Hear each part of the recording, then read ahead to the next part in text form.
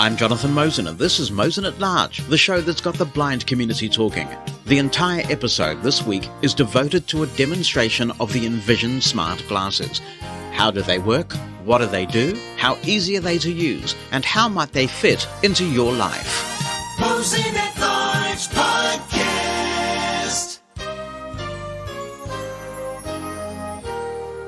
Welcome to this comprehensive demonstration and review of the Envision Smart Glasses.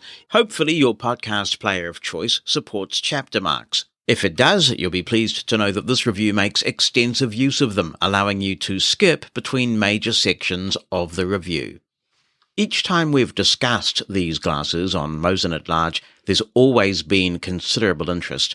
That interest has only increased markedly since Aira and Envision made their announcement some months ago that the visual interpreter service was coming to the Envision Smart Glasses platform. The Envision Smart Glasses are a premium product set at a premium price point for any user, but that's particularly the case for blind people who are far too often unemployed or in lower paying jobs. So, just what can the Envision Smart Glasses do for you, and how well do they do it? Who are they for? If you're highly proficient with the camera on your smartphone, are they worth it? If you struggle to get good pictures from your smartphone camera, could these glasses be the answer? Envision and their New Zealand distributor Pacific Vision have lent me a pair of smart glasses so I can put this demonstration and preview together for you, and I thank them both for that. Envision has been extremely helpful answering my questions, but they have not heard this review in advance of its publication. The experiences and opinions you'll hear are mine, and if this product interests you, I'd encourage you to make further inquiries so you can make up your own mind about how they would fit into your life. We've had Karthik Cannon from Envision on a couple of episodes of the podcast, but in case you haven't heard those episodes, I'll begin by introducing the Envision Smart Glasses. Envision is a company based in the Netherlands, which for some years has developed an app for iOS and Android called Envision AI. In 2020, they released the Envision Smart Glasses, a software suite running on the Google Glass Enterprise Edition 2 hardware. Wearing the glasses, you can read text, recognize objects, describe what's around you, seek sighted help, and more. Since the platform's initial release, Envision has demonstrated a commendable commitment to continuous improvement of the platform. When you receive your package, you'll find the Envision Smart Glasses body and the Envision Glasses frame, which will need to be attached to the body. Once you've done that, you have a pair of glasses you can wear. On its website, and when using the glasses, the documentation is well written and comprehensive. If you're a self-starter, the documentation should be sufficient to show you how to assemble the glasses and get up and running. But Envision also offers a free onboarding for every user, where you can jump on a Google Meet or a Zoom call and receive assistance to get started. This is a very nice touch, and it makes you feel like you're a VIP customer. The body is where you find all of the electronics of the glasses. It contains the camera, which sits above your right eye when you're wearing the glasses correctly, the processor, the built-in battery, and the speakers. The speakers are tinny sounding, and you may have difficulty hearing them in noisy environments. As a wearer of behind-the-ear hearing aids, I was concerned about how well I'd be able to hear the speaker, but I found that the speaker rested comfortably by the microphone of my right hearing aid, and I had no problem at all hearing the speech output from the glasses, particularly when I cranked up the volume.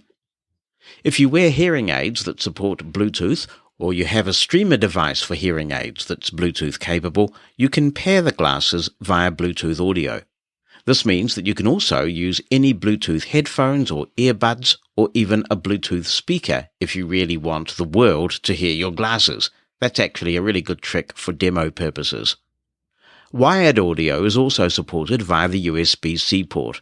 You can use USB-C headphones or buy an adapter that goes from USB-C to a female 3.5mm audio jack. However, at the time of recording this demo, there was a bug with USB-C audio on the glasses, which results in the volume being stuck at 20%, and there's no way to increase it. Envision are investigating this, so by the time you get your glasses, should you wish to do so, hopefully this will have been addressed. There's a charging cable in the box, which also connects to the USB-C port. The glasses are lightweight and easy to wear for long periods. I did notice, though, that if you use them for long enough, the body of the glasses can get a bit warm, but not alarmingly so. When worn correctly, the camera will sit above your right eye. And for a while I found myself intuitively holding out objects and pieces of paper directly in front of me. Just like with any smartphone, for best results, it's important to remember precisely where the camera is located and try to get the object as centered as possible. In many of the Envision apps, you get excellent guidance on this. The glasses body contains a touchscreen. This will be on your right temple when worn correctly.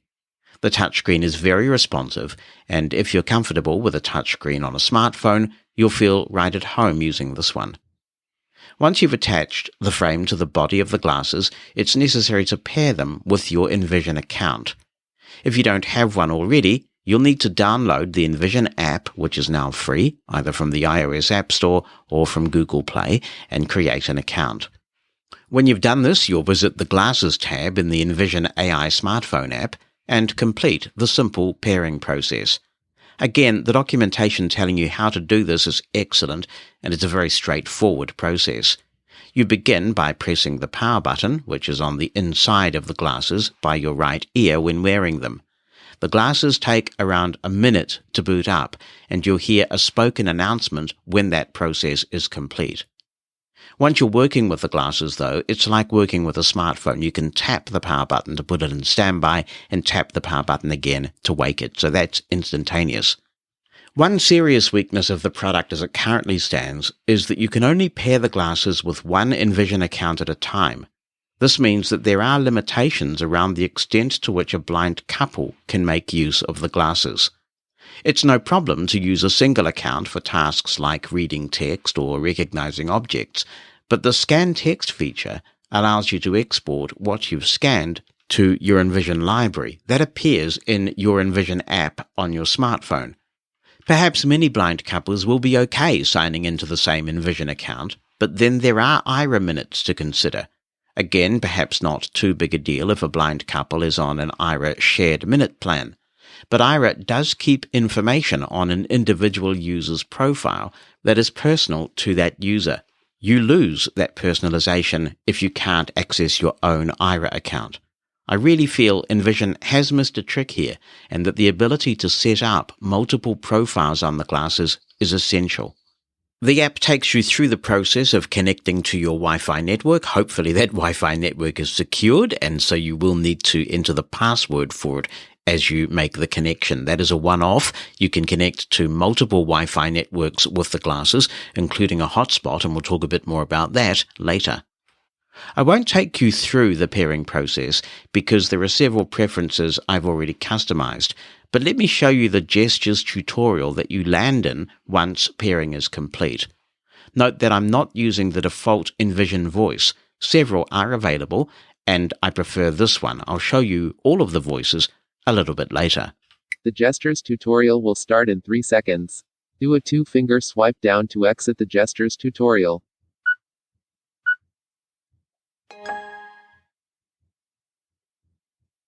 Welcome to Envision Glasses. Let's take a moment to learn about how to use it.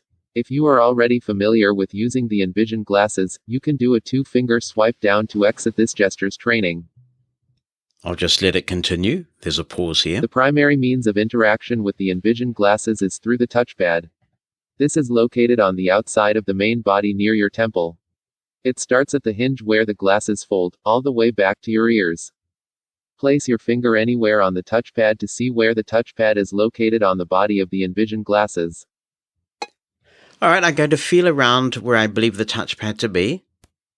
Now, every time I touch, there is a click, and that allows me to get a feel for how large the touchpad is. So I'm just tapping around, and I see it's actually quite extensive.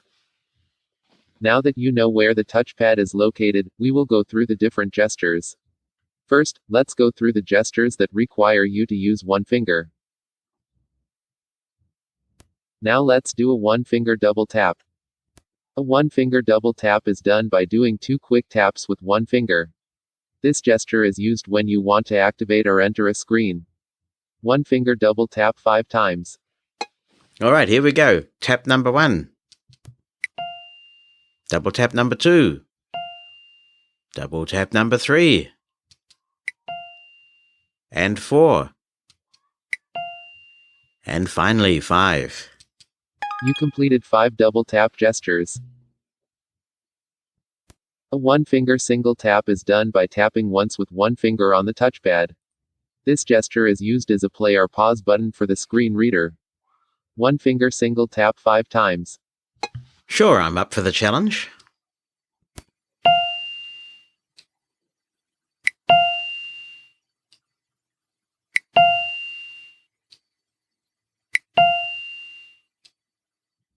Nice. 5 one-finger single taps are detected.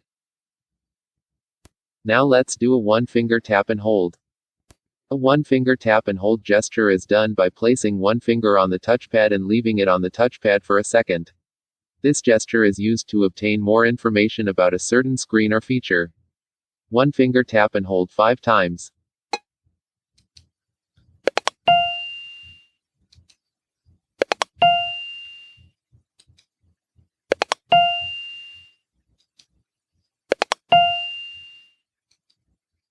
Awesome. You completed 5 tap and hold gestures. A one-finger swipe forward is done by putting one finger at the back of the touchpad nearby your ear and moving it to the front while holding your finger on the touchpad. This gesture allows you to move to the next screen. One finger swipe forward 5 times.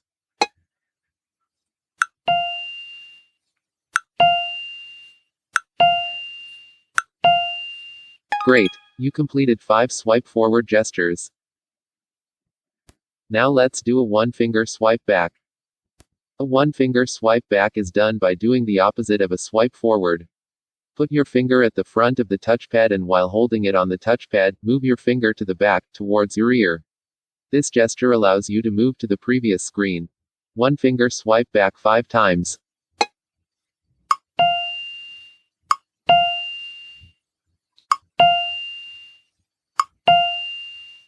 Awesome. You completed 5 back swipe gestures. Now let's do a one-finger swipe down. A one-finger swipe down is done by starting at the top edge of the touchpad and swiping gently downward towards the ground. This gesture allows you to exit a screen or feature. One finger swipe down 5 times.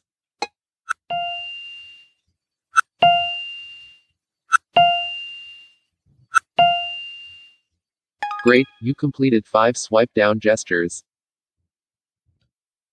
Those were all the gestures that require one finger. There are 3 more gestures that require you to use 2 fingers on the touchpad. Now let's do a 2-finger single tap. A 2-finger single tap gesture is done by tapping once with 2 fingers at the same time anywhere on the touchpad. This is used to open the context menu. 2-finger single tap 5 times.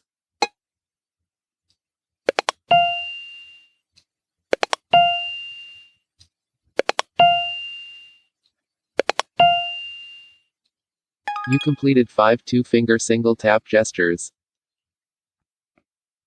A 2-finger swipe down is done by starting at the top edge of the touchpad and swiping gently downward towards the ground with 2 fingers.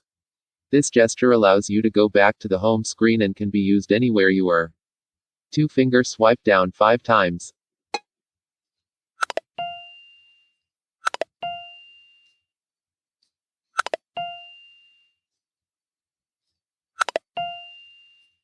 Great, you completed 5 2-finger swipe down gestures. A 2-finger swipe up is done by starting at the bottom edge of the touchpad and swiping gently upward towards the sky with 2 fingers. This opens the shortcut for the volume and can be used anywhere. 2-finger swipe up 5 times.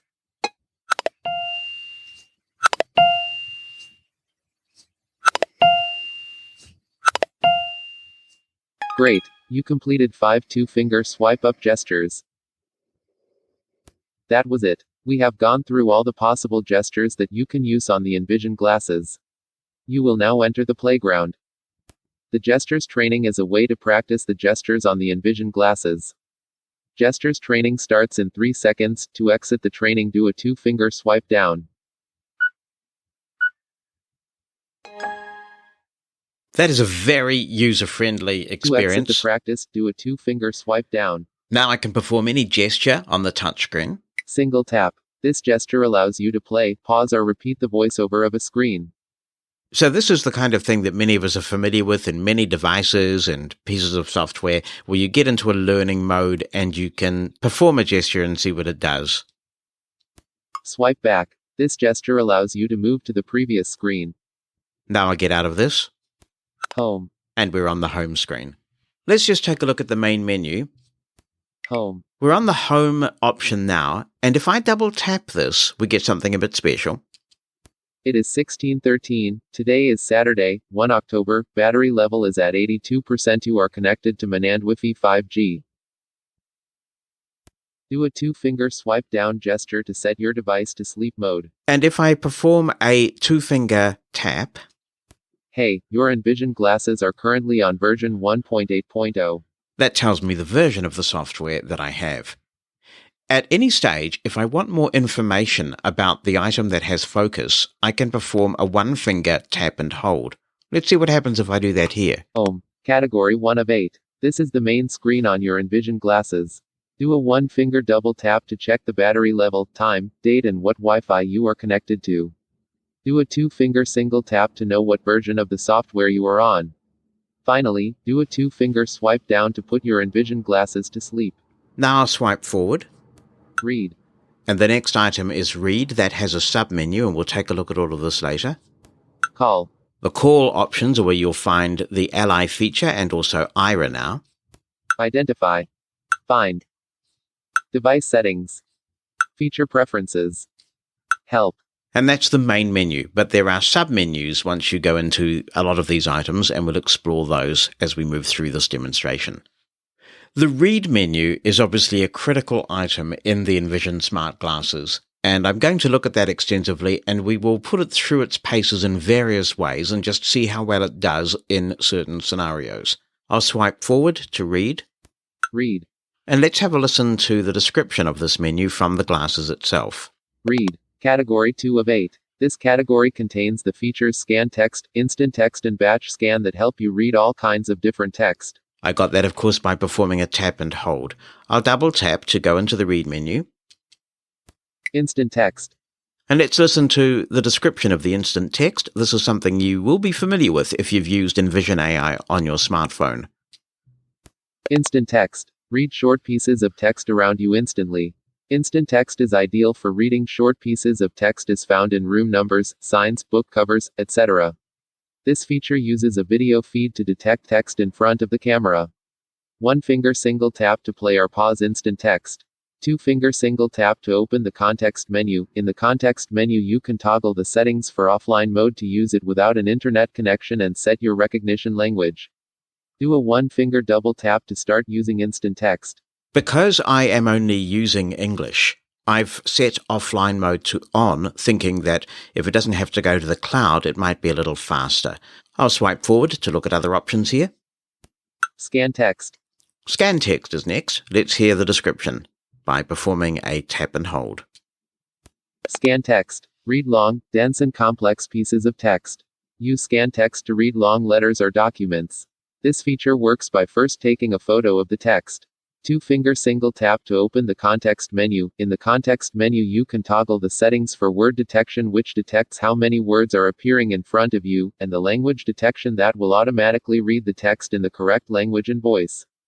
Do a 1-finger double tap to start using Scan Text. The Scan Text option is a key function of the glasses. We'll be spending plenty of time with it. I have to say, I think it is exceptional. One thing I won't be able to demonstrate, because I just don't have any around, is that the Scan Text feature also recognizes handwritten text. I'll swipe forward, Batch Scan. and we'll hear the description of Batch Scan. Batch Scan. Read multiple pages or documents of text in one sitting. After scanning a page, 1-finger double tap again to scan the subsequent page. 2-finger single tap to finish scanning and have it open in the reader. Do a 1-finger double tap to start using Batch Scan. And those are the items on this Read menu. To put the smart glasses through their paces, I have left the studio and I'm in the dining room at Mosen's house. I'm recording on a lavalier microphone, so I'm hands-free because one of the big benefits of these glasses is that you can do things hands-free, and I wanted to give you that experience. So I've got a lavalier microphone clipped to me. We're recording on the Zoom F3 and we've got audio from the glasses going directly into the Zoom F3.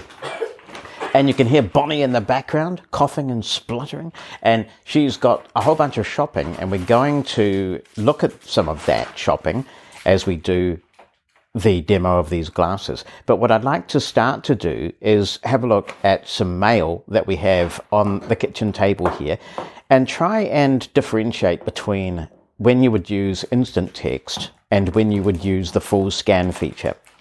To set the scene, instant text's real benefits are the fact that it's not necessarily the most accurate option, but it is the quickest option. It's instant.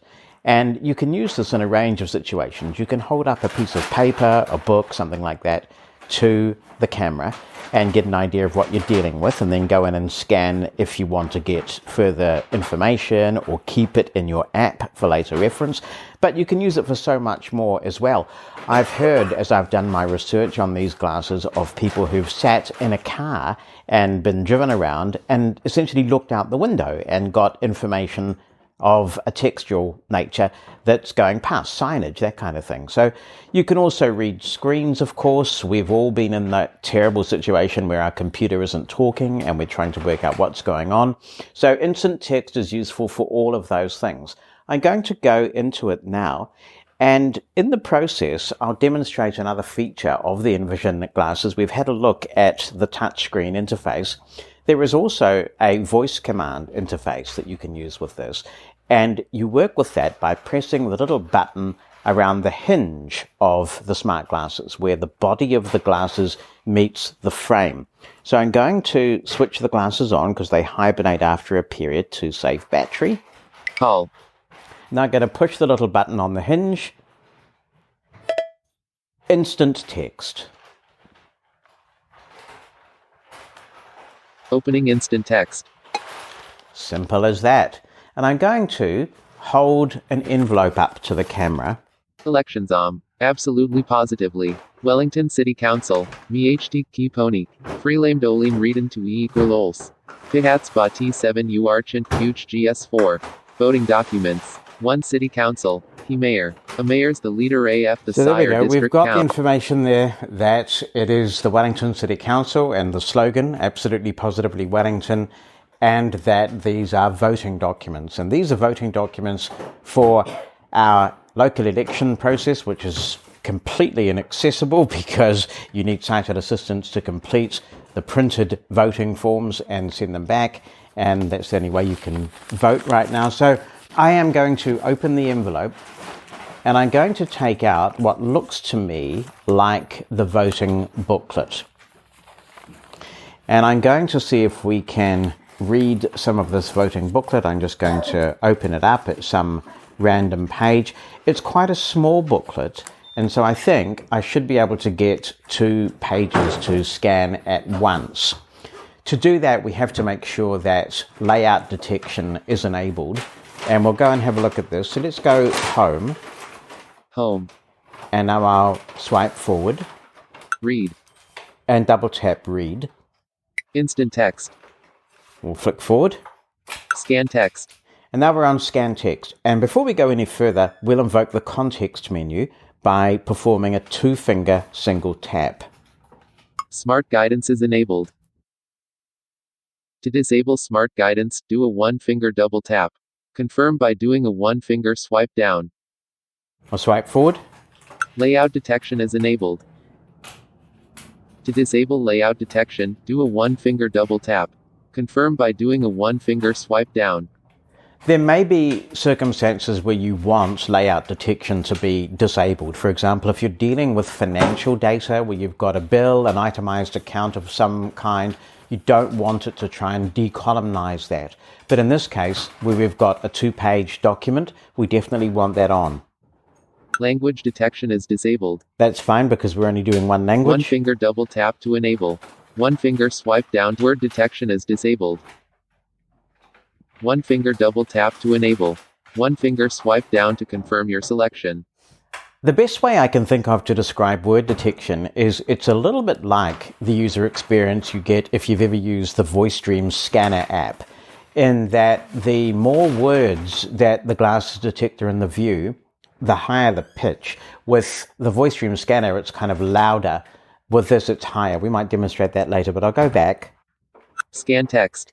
And now we're on Scan Text. So I'm going to double tap Scan Text and hold the document out so that it's in the center of the camera view. No document detected. Let's just... Move document up or your head down. Okay, I'll move the document up a bit. And it took the picture. And it's as simple as that. Now it's going to do the recognition, and because we're using the Scan Text feature, it will invoke its reader. And it will start to speak. I have been recognized with several life memberships as a Paul Harris Fellow and awarded an MNZM for my community work. I have a passion to support those less well off. For more information, please see my webpage www.chrisgaby.nz. Services web h. Better for Onk. Environ. Indivik. Supo. And there. Abiwer. Obey. I have been able to bring good governance along with a focus on results, effectiveness, and I'm going to perform a one-finger tap there and pause it, but as you can hear, that's doing very well. What if I wanted to scan this whole thing? Well, this is where we would use the batch scanning feature. So I'm going to go to the beginning of the book, and I'm now going to go back to the previous menu. One finger swipe down again to exit. Scan text. Batch scan. Here's batch scan. I'll double tap batch scan.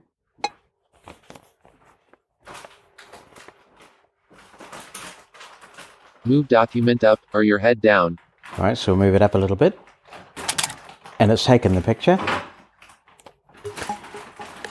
Now we'll turn the page while it's doing that recognition.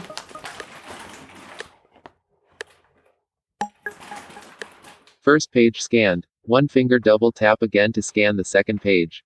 Two finger single tap to finish scanning and open the text in the reader. So we'll double tap. Move document up or your head down.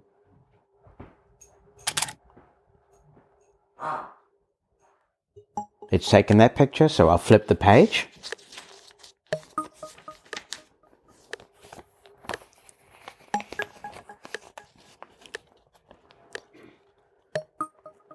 Page 2 scanned. One finger double tap again to scan another page. We'll do one more. Two finger single tap to finish scanning and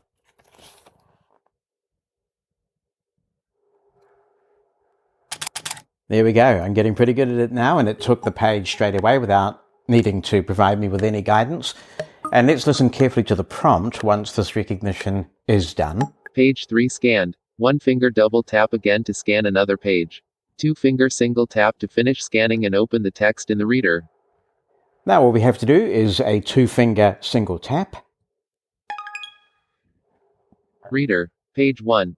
Na rawal ki de trudrenga mi ma aku mahi walui ma hatutenga ro mahidahan miite minarait ka puava ado mi.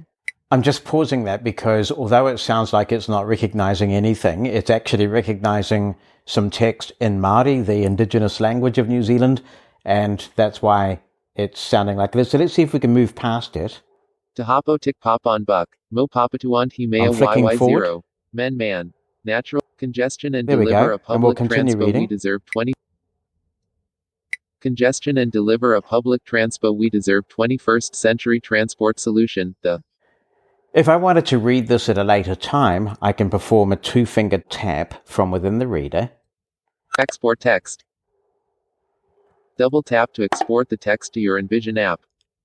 If I do this, then the text will end up in my Envision library on my smartphone, and I can choose import, and it will go ahead and import the material for me to read on my phone. So that's the voting material. I can actually read that online, but as you can hear, it is possible for me to read it another way. Now I have some other material here as well, so I'll just pick something at random from the mail and see what we can find. This one is a little card, and I'm not sure what that card contains. So why don't we just do a quick scan of it? I'll go back. One finger swipe down again to exit. Batch scan. I'll go back Scan to text. scan text, double tap.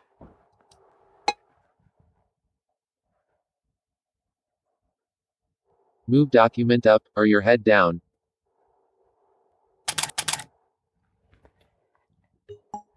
So you really get into a rhythm with this. It's very easy to scan the document. The guidance Reader, is great. Johnsonville Dental Center.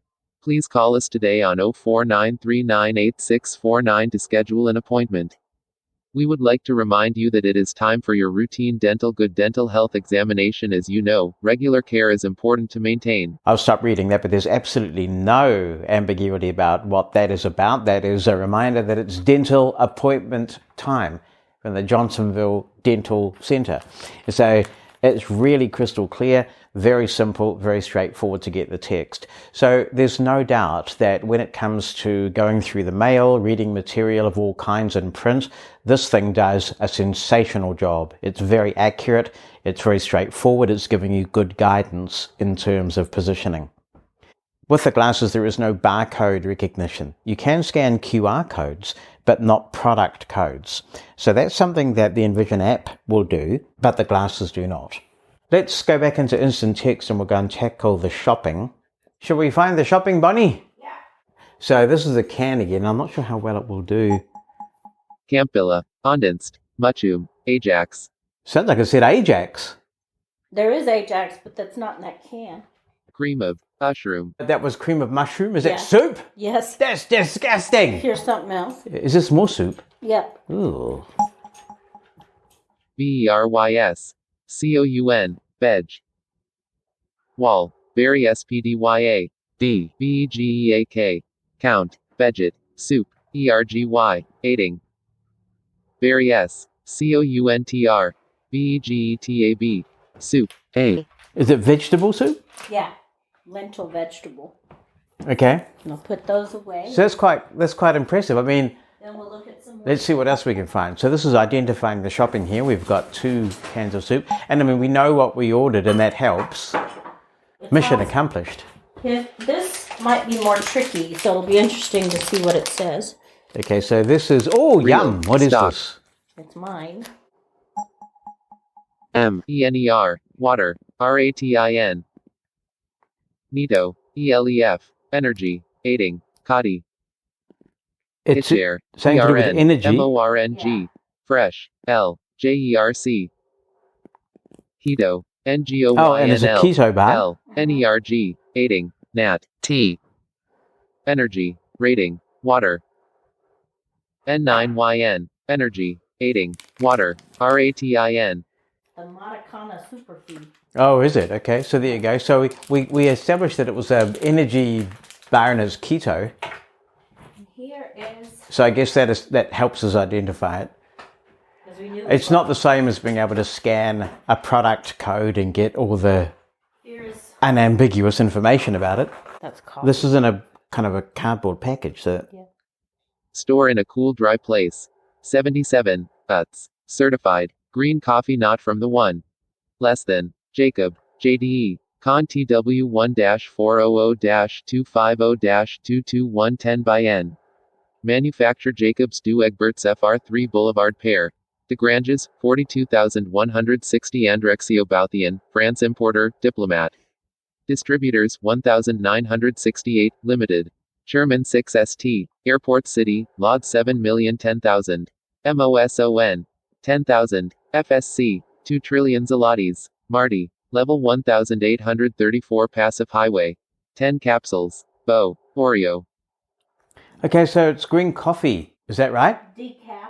Yeah, and it's 10 capsules. Uh-huh. And it says store in a dry place. So that was good. I mean, that gave us a lot of information. For a package like this that's cardboard, we can probably get a really good picture of it with the scan text. So let's try that. Home. And we'll go Read. into Instant text. Scan text. scan text.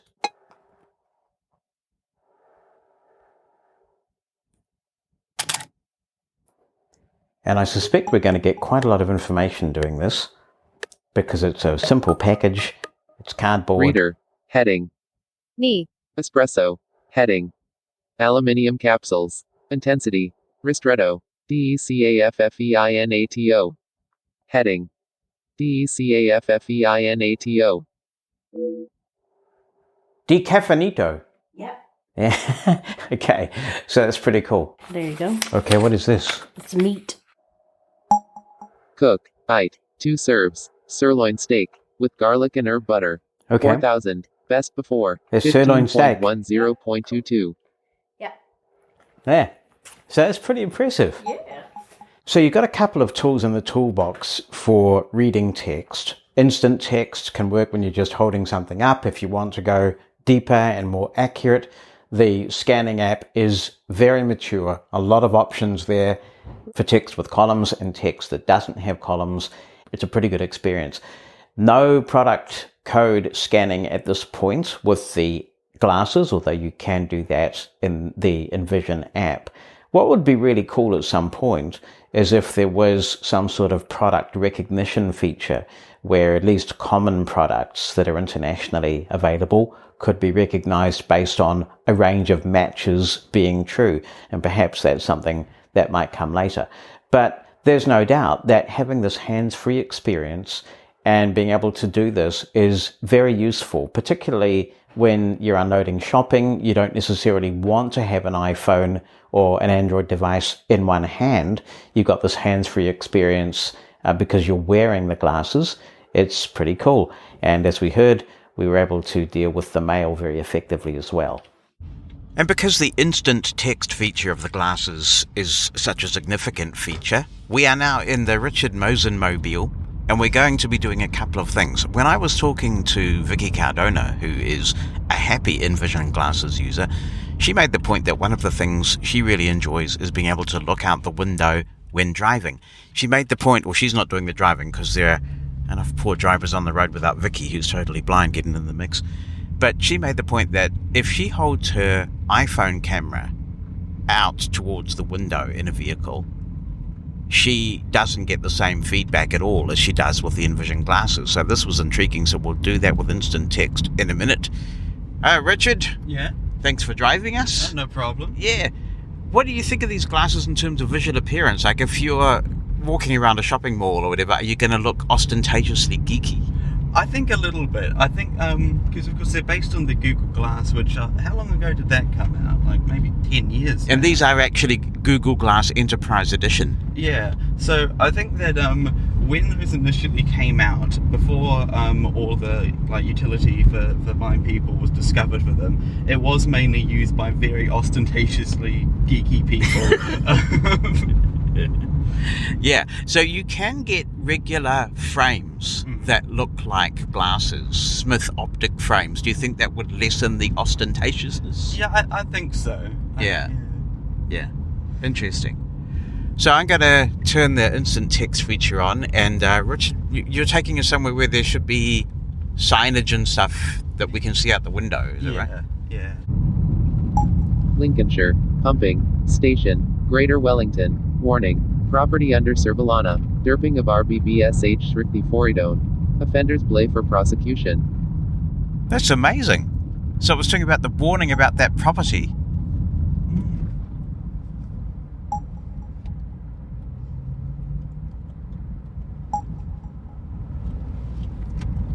Colington Light EGN.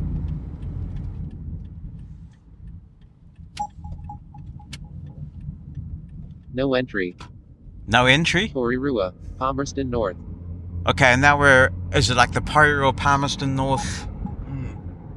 Is that like a motorway? Yeah, we've just gone onto the state highway. Yeah. Well, that's really quite something. Nando's. Nan. Oh, there's Nando's. Lit LTONABE. Parking's Chuck. Nandu. SCAGMA. Ray White. Ray White. And the Ray White Food real and estate? COFE. CHIRSIY Liquor. PH2339054. B White. Wando. Beers RTD Wine Spirits. MRTIY ACO. T6CA. Erdoffer. ISU4. Mainline. City Center. C of A. BOUIPPES. Cobham Court. PAUL 32. Wariruacity. E. Okay, so the Porirua City Centre sign? And it said Cobham Court, right? Yes. Yeah. Maroi Ile, Doriruasity. Wow. NDC Kiwi. Endikiwi. Open 7 days 10 a.m. to 6 p.m. Indian. Uki. M. Nitskiwi. bww.wcd.co.nz. DDMISO. RIRUA Baker. KBARB, 2SS and IAUTV. WAXNL Laser. Jalen Cafe Akant. 2IL on Arborspo. AYLON. 6 Borirua Bakeria. FILTEC. FIITE. LI. S for Bicker Me. MROAANGE. 543 Liberian dollars. No entry. Here. BAMILY Law Specialists Limited. 120. Puni Coke. Pizath. 333 Pacific Peoples. Te Puni Kokiri. Te Puni Kokiri House. Oh, there's a Te Puna Kokiri out here? I guess so. 2 Hagley Street. Utu Mate Tau. Parity Waka. Pay by Plate PD. Parking. ZONE2. Derol Ren. Am 5 p.m. Ide. Alo Chuoi Wenkins and Dub. Dot. JJET 76. Rihio Te Rauparaha. Pa. Pag. Aha Park. Peppermill. PEPF. NCNA. Poriruacity. PARENA Poriruacity. O Te Rauporo OHS. Te Rupit. JHS 62. Ease.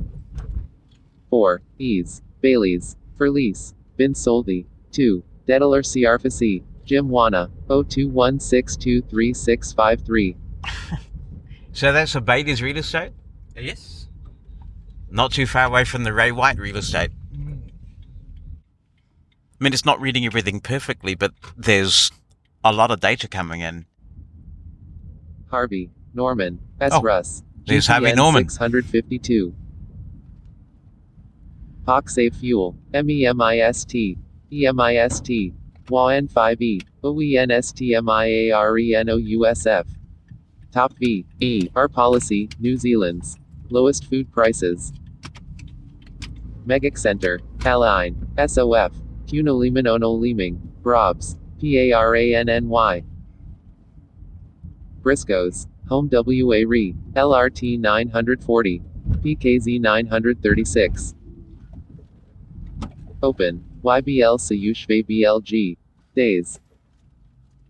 BRISOOESA. HOMENWARE. Owned in. Operated by. New Zealanders. Lewis. Ban. Uoland. TISAN French Bakery. Ooh, the French bakery. Rev. Abandon. W. Wool Store. Business. CEN. OG. Asan Nilikerlando. Asia. Peru Moana Street. Pre. Toyota. LDE8. LUR 929. So at the moment we're using offline mode, so that means that this is not using any kind of data or bandwidth, and it's just looking at the signs. What I have found is that every so often it seems to just go into some sort of mode where it's not reading anything anymore, and I've had to go out and come back in again. EV. Okay, so it's done that now. It's just switched off, and so I heard at that time make the click. So I switch it back on. We'll just see if it picks up. It hasn't, so this is where it seems necessary for me to go back out. Home. Scan text. Instant text. And go back in.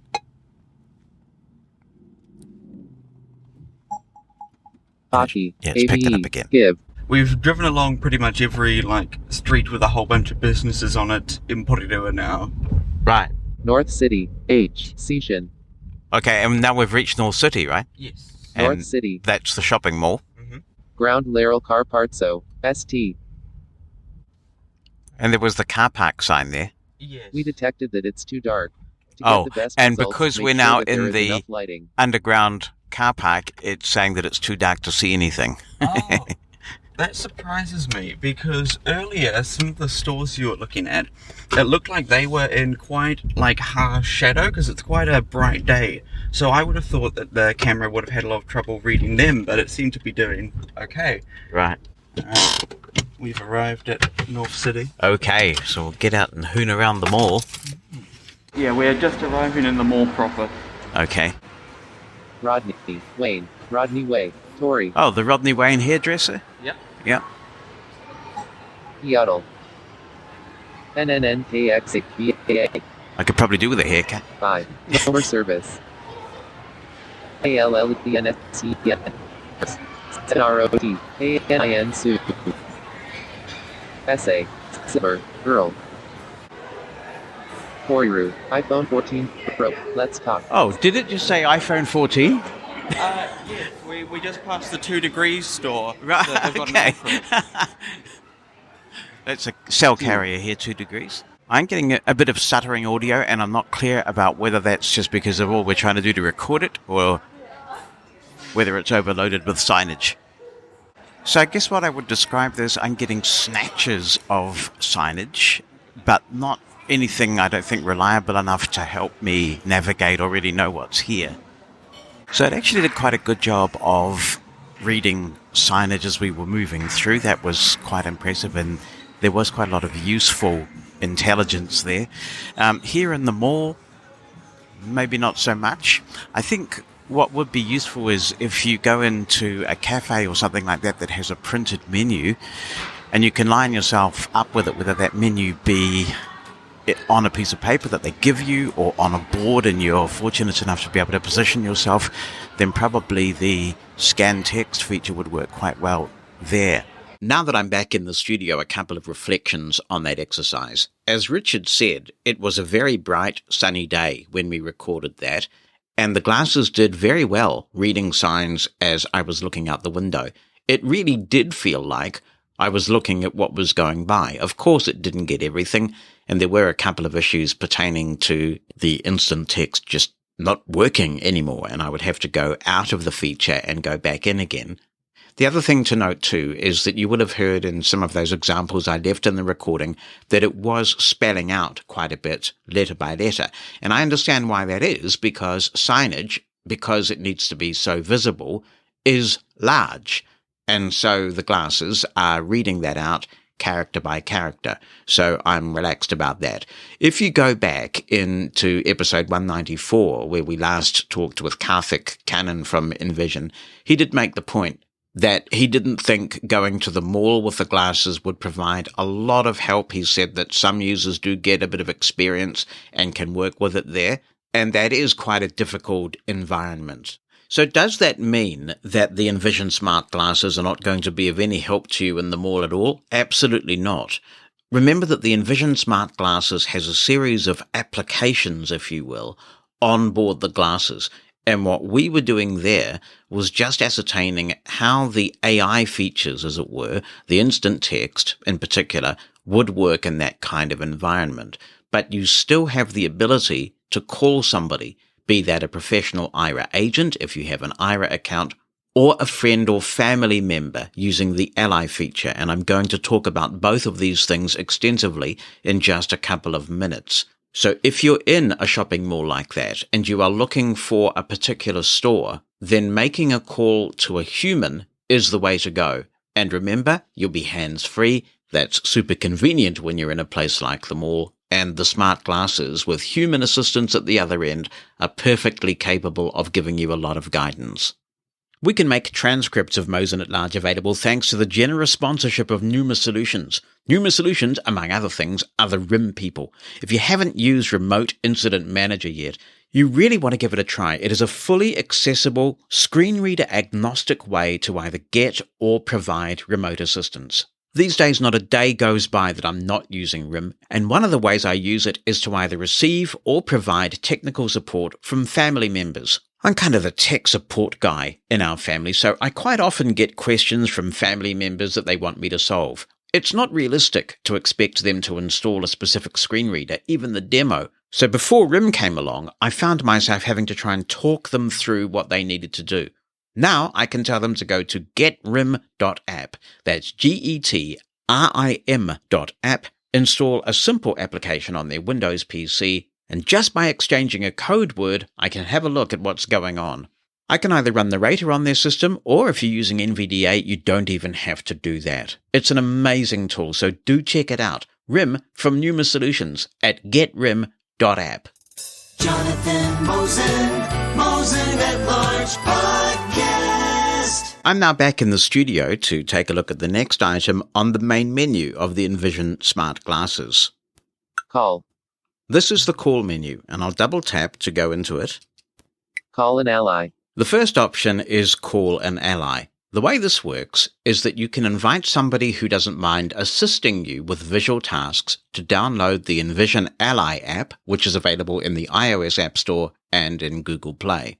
Once the app's been downloaded, the ally starts the app and registers. Once that registration process is complete, then you can add them as an ally.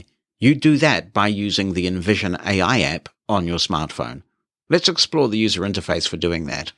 I'm in the Envision AI app on my iPhone, and I'm going to perform a 4-finger single tap to get to the bottom of the screen. Tab bar. Selected. Settings. Tab. 5 of 5. Focus is placed on the Settings tab, and that's the bottom of the tab bar. If I flick left once, Glasses. Tab. 4 of 5. I've got the Glasses tab, and that's the one I want, so I'll double tap. You can actually get a lot of useful information about your glasses on this tab, as well as make some configuration changes. I'm going to go to the top of the screen by performing a 4-finger single tap on the top half of my screen. Envision Glasses. Heading. And now I'll flick right. Status. Connected. Battery. 56%. Wi-Fi. MAN and Wi-Fi 5G button. Feature Preferences button. This is the one we're interested in. I'm going to double tap Feature Preferences. Envision Ally. Add or manage your allies. An ally is a person that can see what you see by using the Envision Ally app button. The moment that I double tap, I'm placed exactly where I want to be, and that is to manage or add an ally. I'll double tap and we'll explore how this works. Add or manage your allies. An ally is a person you can make a video call to at any time with the Envision Glasses. They can answer your call through the Envision Ally app, and they can directly see what the camera of Envision Glasses are seeing. Heading. I'll flick right. Add an ally button. And if Heading. we double tap, we can add an ally here. Let's explore what that interface looks like.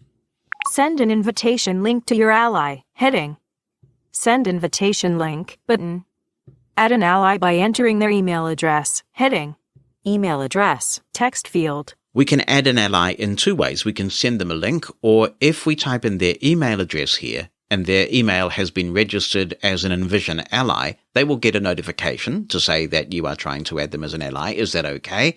They accept, hopefully, if they like you, and then you're all set up to call them if you feel you need sighted assistance, and they, as the explanation says, will see what you would see through the smart glasses. I'll go back to the previous screen by performing a 2-finger scrub. Add or manage your allies. And flick right. Add an ally button. Head. My allies. Heading. Heidi Taylor. The megastar of Mosen At Large herself, Heidi Taylor, is there as an ally. She has accepted my invitation, and it goes on to give her email address. If I flick up, we've got the actions rotor here. Remove. And I can remove Heidi as an ally if I want to. So that's the process of setting up an ally. That's done from your phone. Meanwhile, back on the glasses, I'm going to double tap the Call an Ally option. Heidi Taylor. Add ally. And we've got an Add Ally button. If we double tap that on the glasses, what do we get? A notification has been sent to your phone. Tap on the notification and start adding an ally. It just sends a push notification to take you through the process that we've already been through. So I will flick down. Add ally. And we'll go back. Heidi Taylor. And I'm going to double tap to give Heidi a call, and she should get the video feed from the Envision Smart Glasses. Connecting with Heidi Taylor.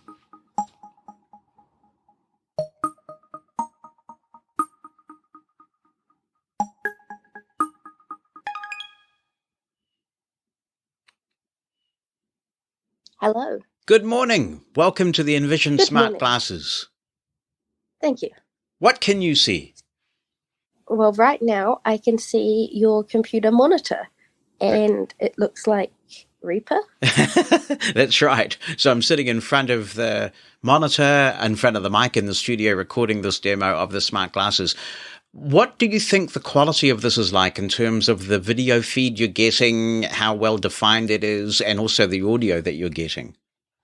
I'll start with the audio. It's a bit better today than when we did our first test, Okay. but it's still not amazing.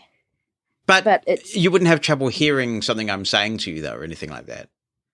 no, Yeah. no, I wouldn't. In terms of the video, I'd say it's good for looking at things from a distance, but probably getting detail is a little bit tricky. Like, I can see the general shapes on your screen of Reaper, but I can't read any of the labels, for example. In terms of what that means for practical usage, when would you say, okay, if you want help with this, call me on FaceTime with your phone. If you want help with that, call me with your Envision Smart Glasses? I think the Envision Smart Glasses I might use for like a broader area. So say you're trying to find something in a room and just find the general location of it. Or you want me to look at, say, a shirt to see if it has a stain on it. Things like that, where I don't need the fine detail would be good. Whereas if you wanted me to read the words on the back of a device, probably the iPhone camera would be better because it has much better image processing. Yeah, I'm going to talk about that use case in a little bit. So let's say, for example, that I'm really in a time crunch and I call an Uber to a building that I've never been before and I get dropped off and I have no idea where I am. I'm using my cane. I've got no idea where the door is, anything like that. Do you think that in that case, the Envision Smart Glasses would be a good fit? Because then I could be hands-free. I think that would be a really good use case for it, because we'd just be able to say, oh, look to your left, look to your right, and then you'd be able to line up with which way you were looking and walk in the correct direction to find the door. I could tell you which side the handle was on, for example. If the building had like big enough signs inside, I could probably read the signs. It's the details that are harder to see.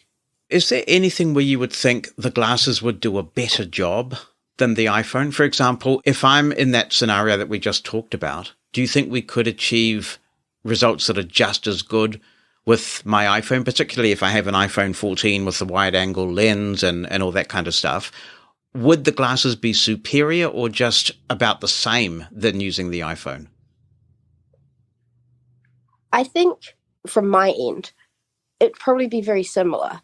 But for the person with the phone or the glasses, it could be a very different experience depending on like if you really need that extra hand free, for example. Because if, say, you put the phone in a shirt pocket with the camera facing out, I could maybe see the stuff, but there wouldn't be the fine control for me to see the details around. Whereas if you could hold your phone with one hand and use your cane with the other and not need an extra hand free, I could get the fine control.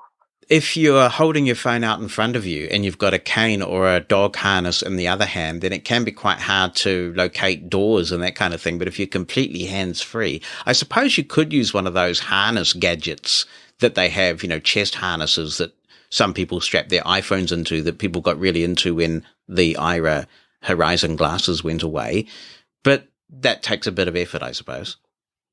Yeah, and also, especially if we're talking about a building and we're just trying to identify if it's the correct building. If it's like a chest harness, it's probably really hard to point the camera up to check the sign on the building. Whereas with the glasses, you could be told to look up and we could see stuff at the higher level and check that it's the right sign and things like that. And the video feed, is it grainy? Is it good enough quality? I mean, you have some confidence that if I was asking you to help me look for signage in that way, that you'd get a good quality pic? It's a little bit grainy, but not outrageously so. It's just not iPhone level quality, I think is what I'd have to say. So I think it's very usable, unless we're looking for very fine details, in which case the iPhone is probably superior. And what was the experience like registering as an ally? It was really straightforward. I don't remember having any difficulty whatsoever. It was a couple of weeks ago now, wasn't it? Or a week ago. Yes. So I don't remember the process. But the fact that I don't remember it is probably a good thing because it was so simple. Thank you very much for sharing your experiences. You're very welcome. Okay, you can hang it up now because I want to hear what the sound is like when you hang up. All right. Goodbye. Goodbye. Call ended.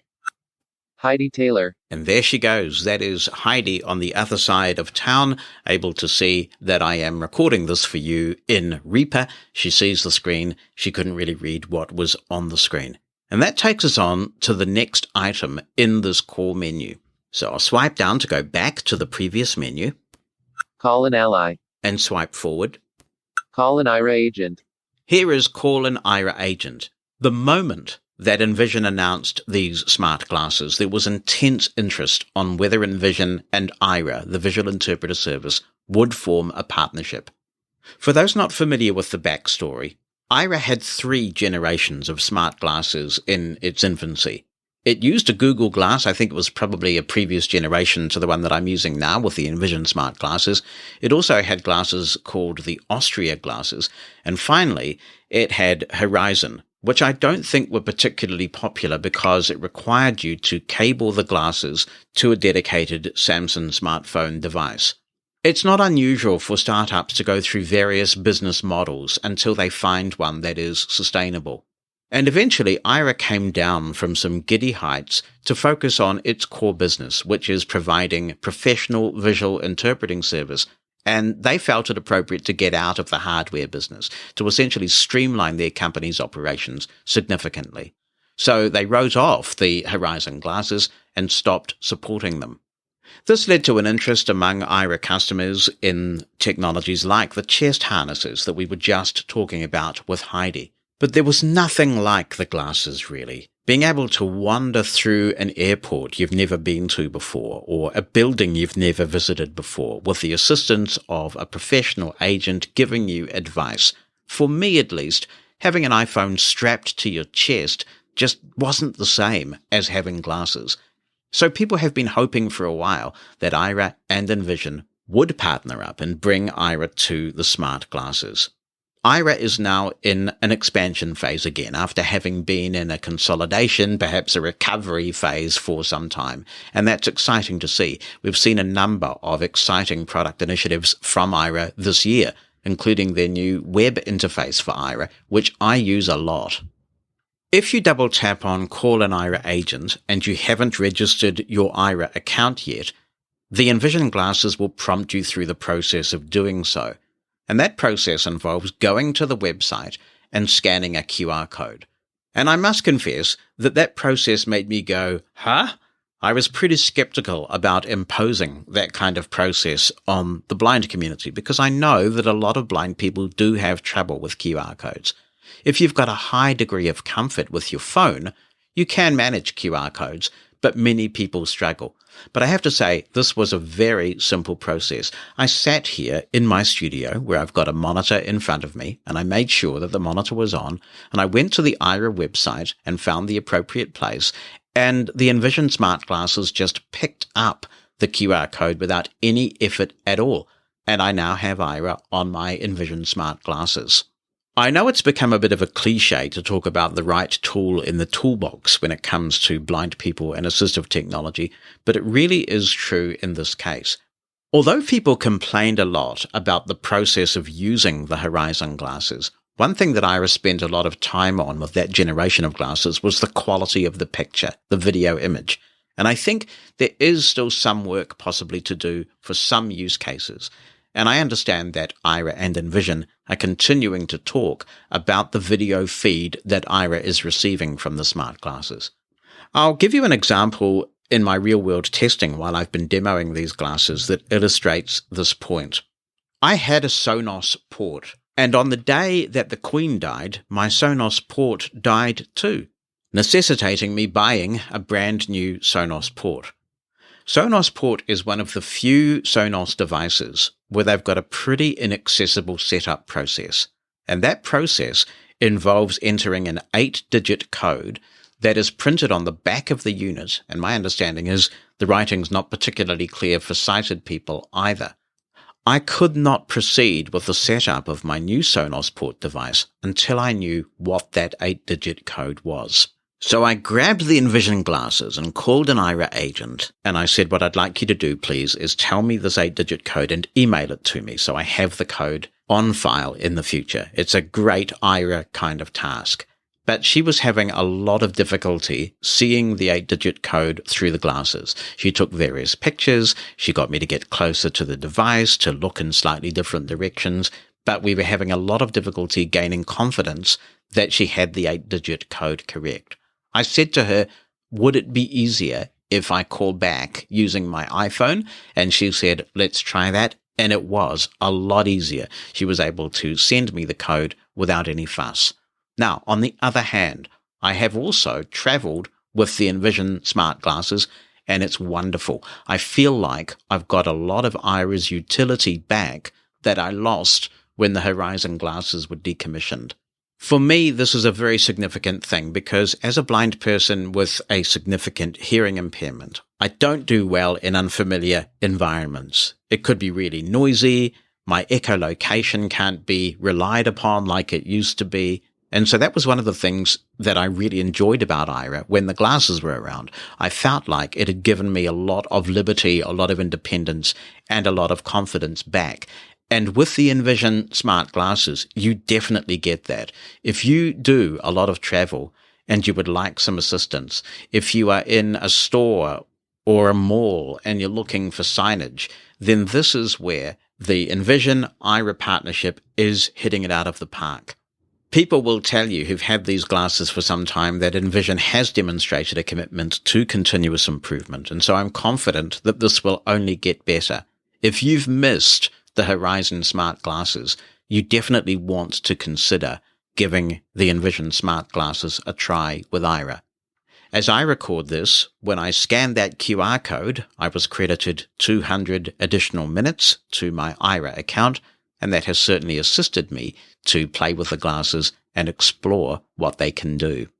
And of course, you've got something with the Envision Smart Glasses that you never had with the previous generation of Aira glasses. And that is that if you've got friends or family members to hand who don't mind helping you, you can save minutes by asking them to assist you, and they can get the feed from the smart glasses. You couldn't do that with Aira before.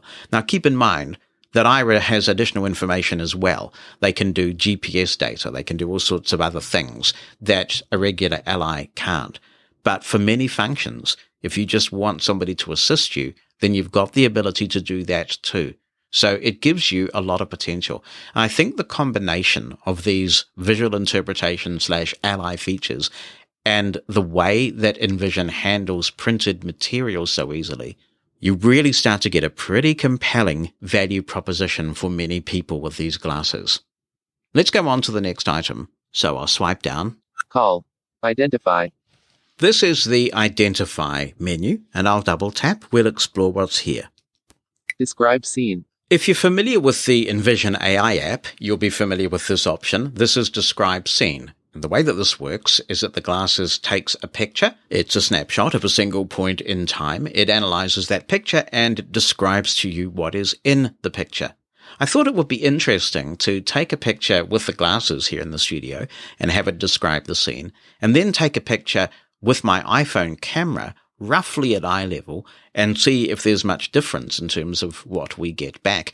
Also, looking at processing time. Does it take significantly more time with the glasses than it does with the phone? And at the time that I'm putting this part of the demo together, I'm still rocking my iPhone 12 Pro Max. I'll double tap the Describe Scene option on the glasses.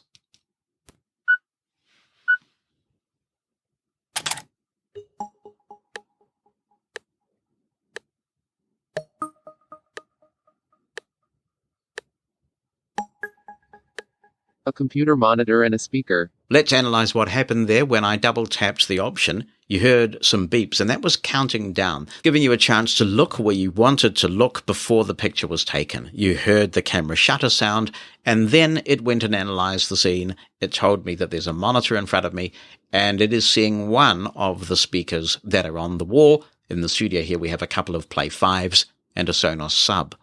Let's try and repeat that with the iPhone. And immediately what I'm finding is that it's far more inconvenient because I had to press some buttons in Reaper to change what you're hearing. And I've only got one hand because, of course, I'm holding my phone with the other hand. That is an immediate negative for the iPhone and a plus for the glasses. Describe scene button. I'm going to double tap. Selected. Describe scene dimmed.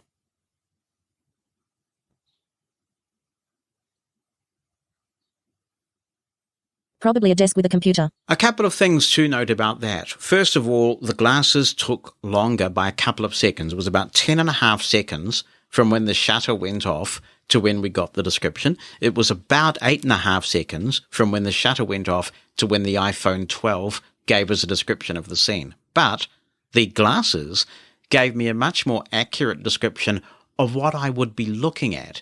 Even though I held the iPhone at eye level, so the camera was roughly where the glasses camera is, the scene description picked up in the app on the desk below rather than what I would be looking at if I were a sighted person, which is the monitor in front of me and one of the speakers that is in the field of view of the glasses.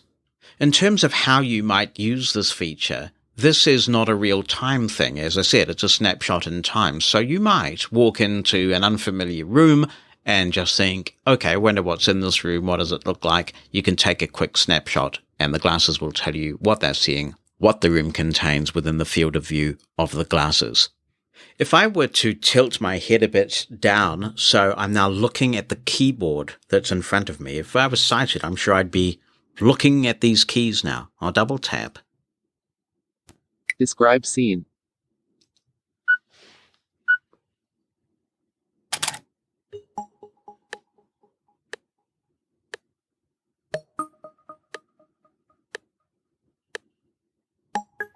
A keyboard with wires and a computer.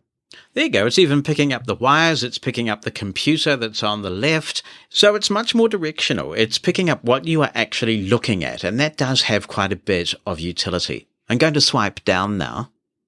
Describe scene. And swipe forward to go to the next option. Detect light. And this is your classic light detector option. Let's listen to the description of it if I tap and hold. Detect light. Detect the intensity of light in your current environment. Audio cues help you determine how bright it is around you. Open the context menu to switch between frequency of beeps and pitch of tone. A lower pitch or frequency of beeps means no light is being detected.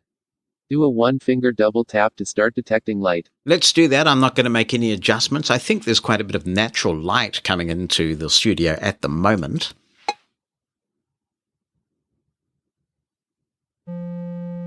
Right, it's not hugely lighting, I wouldn't have thought. So I'm going to close the curtains. The Wow. higher the pitch of the tone, the more light that is being detected. A very low pitch means it is very dark.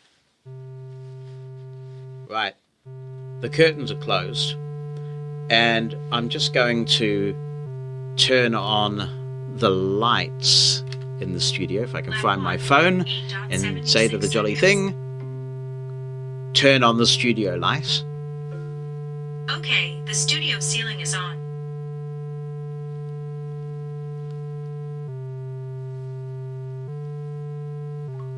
I'm looking around. 76 seconds.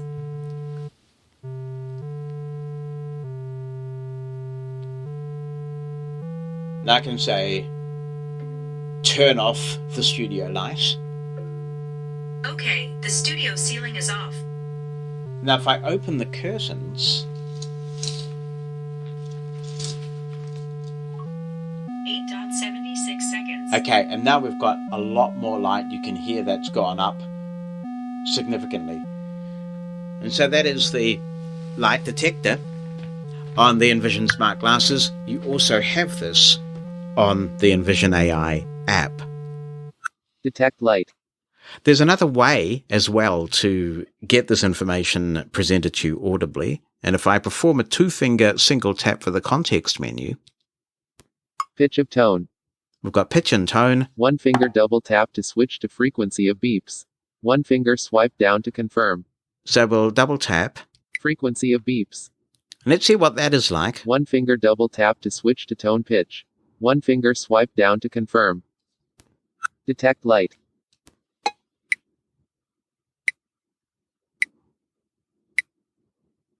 What we're hearing now is the frequency of beeps. So if I look out the window, oh wow, okay, so that's much more rapid. The higher the frequency of beeps, the more light that is being detected. A very low frequency of beeps means it is very dark. I'm going to close the curtains.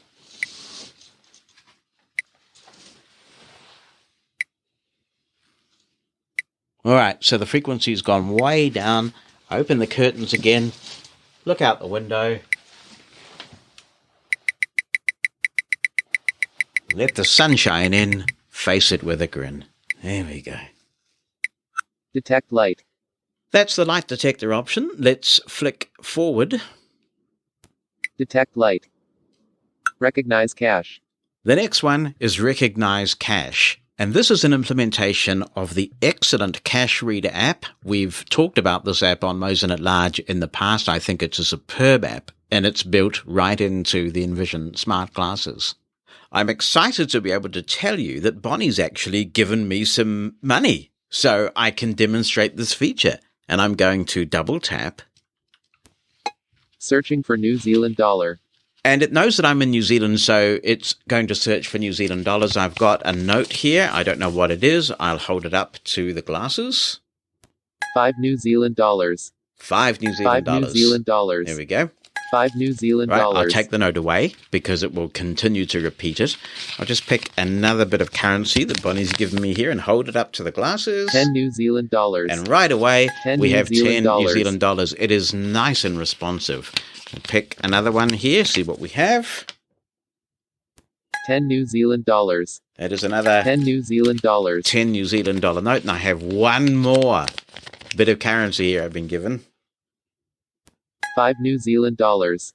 5 New Zealand dollars. And that's what we have. So that's very efficient. No problems or complaints to report with that at all. It works very well. What happens if you're traveling, if you want to recognize other currency? I'll go back to the previous screen by swiping down. Recognize cache. Now I'm going to go to the context menu by performing a 2-finger tap. New Zealand dollar selected. And New Zealand dollar is selected. If I go forward, US dollar. Euro. Japanese yen. British pound. Australian dollar. Europe. North America. Central America and the Caribbean. South America. Asia. Africa. Middle East. Oceania. you have a number of common currencies that you may want to recognize at the top, and that's probably a combination of your geographical location and also common popular currencies like US dollar, sterling, and the euro. But then you have a series of menus where you can drill down by location and find a currency. A very simple and effective, powerful tool. I will give Bonnie her money back when the demo is over. Let's continue through the Identify menu, and the next option is Scan QR code. QR codes have been around since 1992, so they aren't new technology, and you do find them popping up in interesting places. Recently, when I was traveling in Europe, I found them a lot at museums and other places. They can direct you to websites. Sometimes if you have an eSIM from your carrier, they can help you to add that eSIM to your phone. They can do all kinds of things. In fact, at the Aira Museum in Stockholm, I was able to scan a QR code, and that started the audio guide on my phone. It just popped up in Safari. But one of the use cases that's particularly exciting is that with the Scan QR code feature, you may be able to replace standalone products or apps that you use for identifying products. Many of us pick a particular technology or an app and we label clothes and items in the kitchen, things that we need to recognize easily.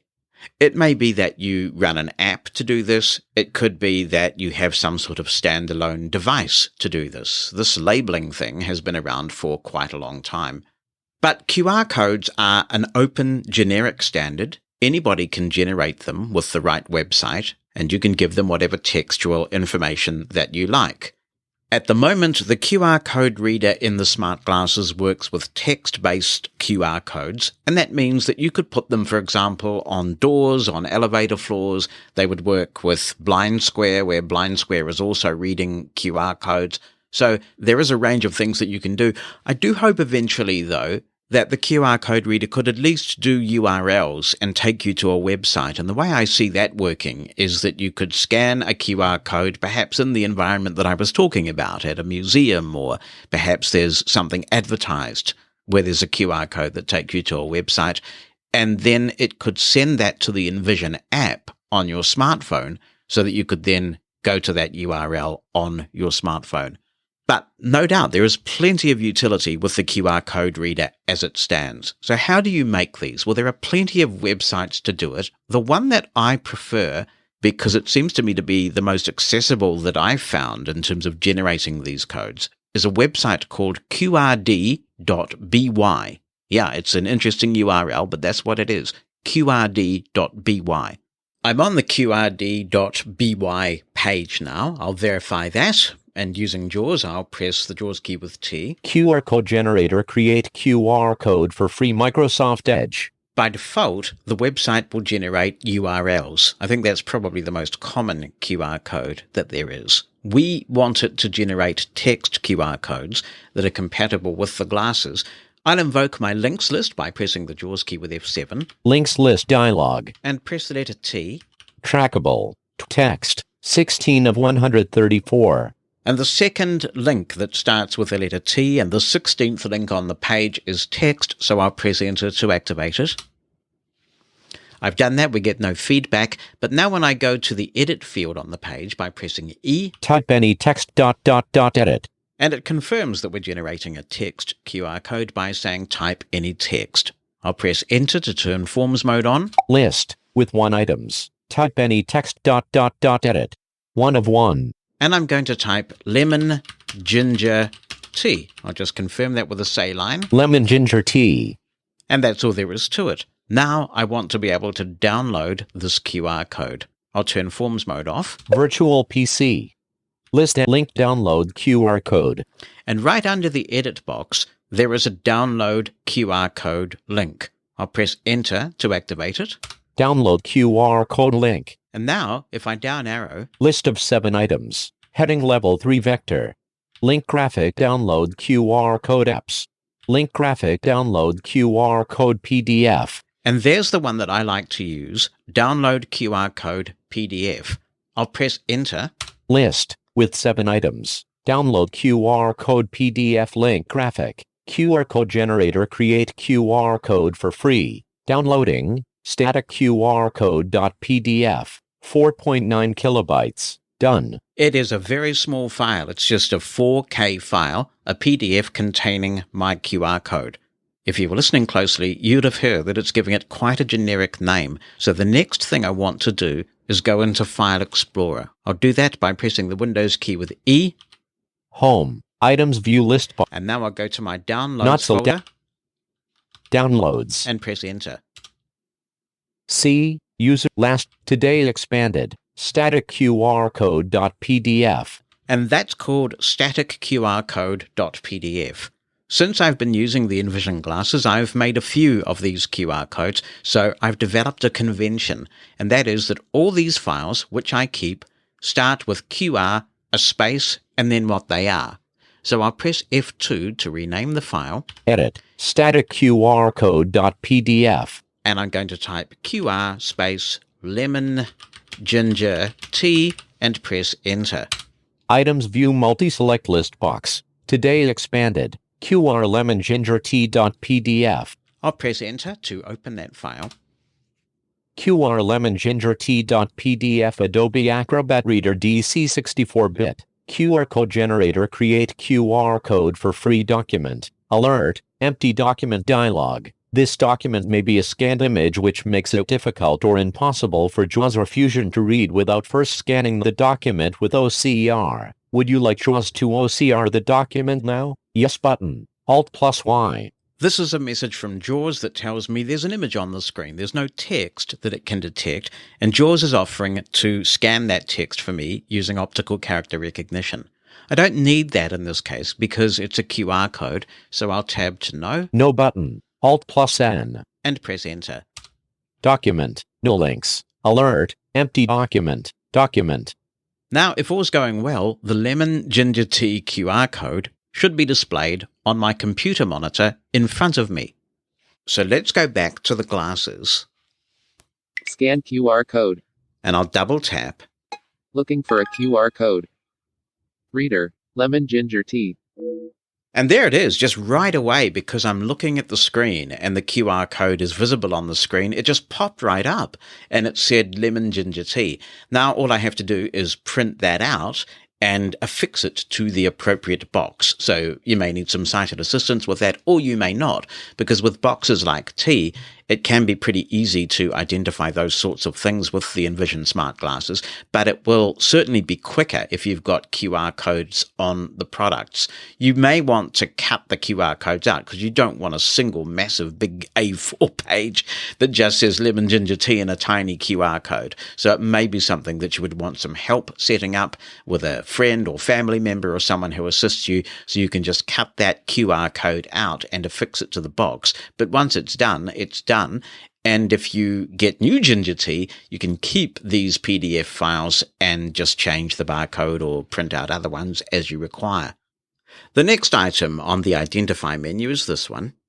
Detect colors. We can always find out what the option does, although this is pretty self-explanatory, by performing a one-finger tap and hold. Detect colors. Look at the things around you and identify their colors. I'll double tap. Black. I'll look around. Gray. So I presume... White. Okay, it's looking at the curtains now. Gray. Just turn around. Dark gray. Light blue. I'll look at the carpet. Gray. I don't know if the carpet... We detected that it's too dark. To get the best results, make sure that there is enough lighting. All right, well, I do Teal. have natural light coming in, but I was looking down. Gray. I believe I am Gray. wearing a blue shirt at the moment, so Dark I'm going to gray. hold my arm up to the glasses. Dark blue. There we go, and it tells me it's dark blue. Teal. So if you're identifying clothing, you want to find out the color of something, you hold it up to the glasses, and when you're in this mode, it will instantly tell you the color of the item in front of the glasses camera. And those are the items on the Identify menu. We're going to return to the main menu and look at the next major menu category. Find. That is the Find menu, so I'll double tap to explore what's in the Find menu. Find object. The first is Find Objects. Let's have a listen to the explanation of this feature. Find object. Find and locate specific objects in your surroundings. Choose objects from a preloaded list to have an audio cue play when the object is in front of the camera. Use this to look for your misplaced bottles, laptop, coffee cup, and more. A sound will be played as soon as the object is detected. For the best results, move your head around slowly. One finger swipe forward and back to switch between objects to search for. I'm going to double tap. Bench. And bench is the first one. I'll just swipe through these. Bicycle. Bottle. As you can hear, they are in alphabetical order. Car. Cat. Chair. Dog. Keyboard. All right, well, there we go. I'm sitting right in front of a keyboard. So if I look away and then I look back, and there's the keyboard. So it's definitely detecting that. No problem at all. Laptop. Okay, I've got the Mantis here. Well, that maybe not, because it doesn't have a screen. So I don't have a laptop in the studio at the moment. Motorbike. Sofa. I should just say I definitely do not have a motorbike in the studio, unfortunately. I mean, I normally do, but not today. Table. We've got a table. I mean, there's a big desk here, but maybe it doesn't qualify. So it's not pinging when I look at the table. Toilet. Traffic light. That is obviously very interesting. I suppose the thing that I think about, though, is when you're walking around, you probably want instant text on.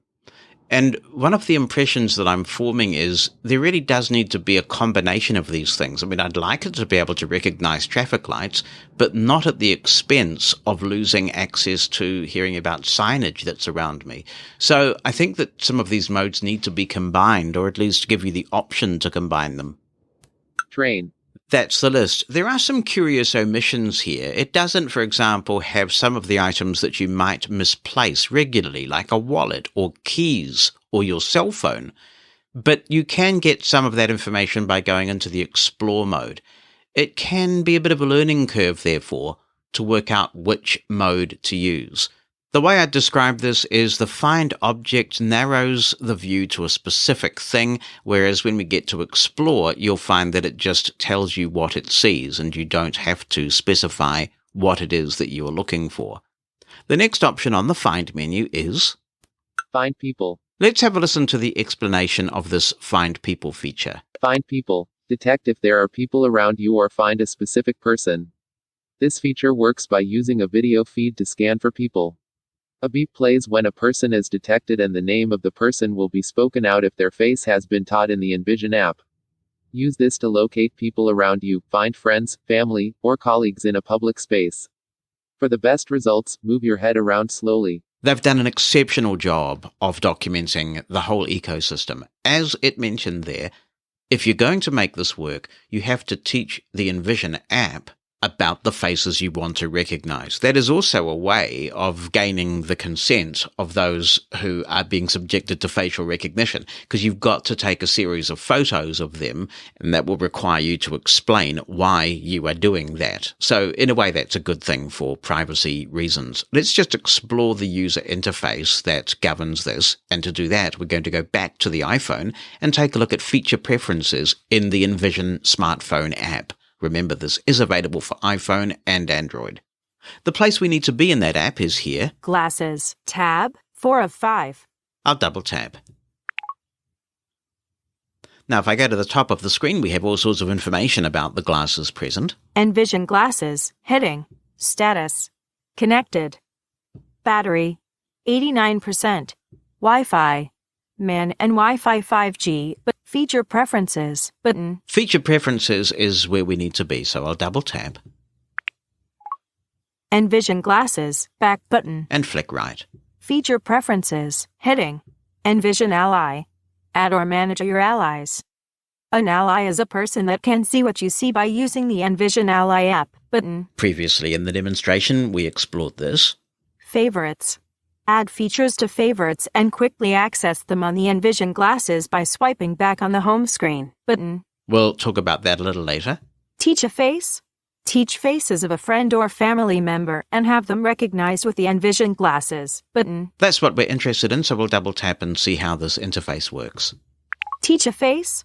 Take 5 pictures of your friend's face and enter their name to add it to recognizable people button. What else is on the screen? Well, we can have a look at those faces that it knows. Recognizable people, heading. You currently do not have any faces taught. Tap on Teach a Face to teach Envision to recognize a new person. We'll go back and have a look. Recognizable people, heading. Teach a face. Take 5 pictures of your friend's face and enter their name to add it to recognizable people button. I'll double tap. Restart button. No face detected. I'm going to flick right. No face detected. Teach faces, back but switch to front camera. No face detected. I'm going to switch to the front camera. No face detected. Switch to back camera. Add 5 more images. No face Add detected. take photo, dimmed button. Face in frame. Take a picture. Teach faces. Add take photo button. Face in frame. Take a Teach Add 4 more faces. images. Add 4 more images. Face in frame. Take Take a photo picture. button. Take photo. Add 3 more images. Teach faces. Back. Add 3 more images. Dimmed. Face in frame. Take a picture. Teach. Add 3. Take photo button. Face in frame. Add 2 more Teach images. faces. Back. But add 2 more. Take photo button. Face in frame. Take a- photo. Add 1 more image.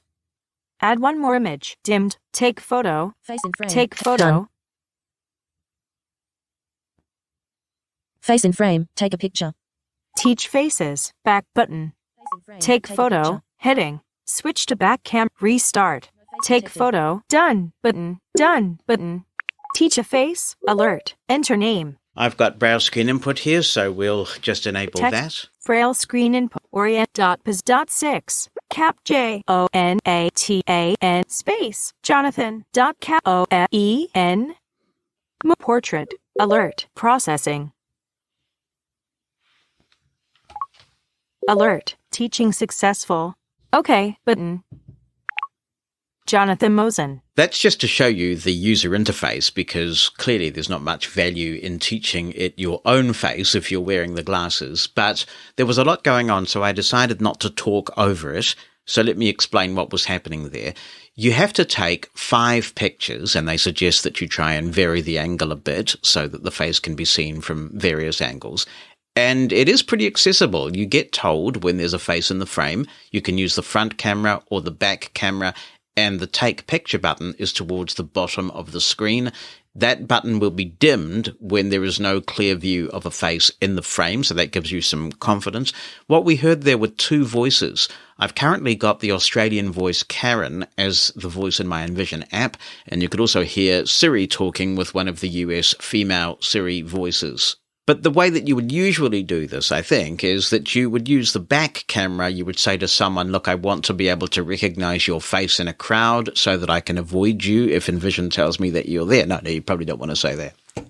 So that I can find you if Envision says that you are there. Is it okay? And you take those 5 pictures. Many people will be able to do this on their own, and there's a lot of good guidance here, but to get the maximum number of angles so that this feature is as reliable as possible, you may want to consider getting a sighted person to take the pictures.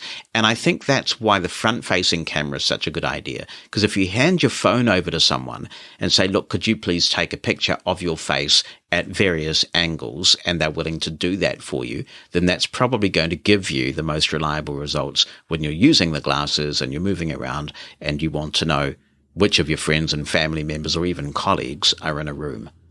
The next item on the Find menu is Explore. And let's again have a listen to the description of this feature from Envision. Explore. Explore what's around you in real time. This feature uses a video feed to speak out objects and people it detects.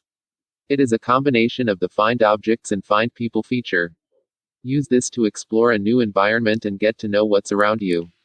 For the best results, move your head around slowly. Imagine this, you walk into a room, it's an unfamiliar room, and you're told about where chairs are, where other objects are. You're also told about people that the Envision ecosystem has been trained to recognize.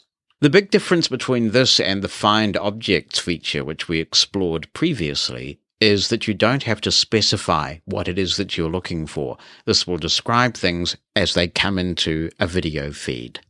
And those are the items on the Find menu. Transcripts of Mosen At Large are brought to you by Pneuma Solutions, a global leader in accessible cloud technologies. On the web at pneumasolutions.com. That's Pneuma Solutions.com. The next item on the main menu is this. Device settings. Let's double tap and see what's configurable under Device Settings. Audio. There's a submenu here governing audio. I'll double tap. Change volume. You can also do this by performing a 2-finger flick up, and that is a shortcut into the volume options. Change speed. You can change the speed of the voice. Let's see how much flexibility there is. I'll double tap. And I'm getting no feedback, but if I now flick up and down, 25%, 20%, 25%, 30%, 35%, 40%, 45%, 50%, 55%, 60%, 65%, 70%, 75%, 80%, 85%, 90%, 95%. that's as fast as it goes. 90%, 85%, 80%, 75%, 70%, 65%, 60%, 55%, 50%, 45%, 40%, 35%, 30%, 25%, 20%, 15%, 10%, 5%, And 5% is as slow as it goes. 15%, 20%, 25%. I've put it back at 25%, and I'll swipe down to get out of this option. Change speed. And we'll flick forward. Change voice. We can change the voice. There are several available. The one that I am using for this demonstration is not the default, but it is the one I prefer. Let's find out what other voices are available by double tapping. Number 1, currently selected. That is voice number 1. I will flick forward. You'll hear the different voices. Number 2. Number 3. Number 4. Number 5. Number 6. Number 7. Number 8. Number 9. Let's flick down to get out of here.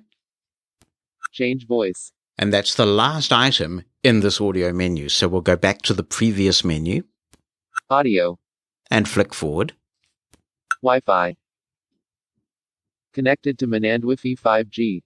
Connecting the glasses to Wi-Fi is important for quite a few of the tasks. For example, if you're going to call an ally, if you're going to call an Aira agent, you will need a Wi-Fi connection. If you want to use instant text and the languages that you use are available offline, you won't need the Wi-Fi connection for that. Using the instant text in offline mode will be less laggy, so you'll get more instant text. At the moment, if you want to read a document, then those documents do go to the cloud, so you will need an internet connection for that. So the functionality of the glasses is significantly impeded if you don't have an active Wi-Fi connection. So this is a really important thing to get right. I'm going to double tap. Search for Wi-Fi connections. I'll flick forward. One finger double tap to disable Wi-Fi. Keep in mind that many features require an internet connection. If you were going to use instant text in offline mode, then I guess disabling Wi-Fi, because it's disabling that radio, would potentially prolong your battery life a little bit, at the risk of having a lot of functionality unavailable to you. I'll flick back. Search for Wi-Fi connections. And we'll double tap.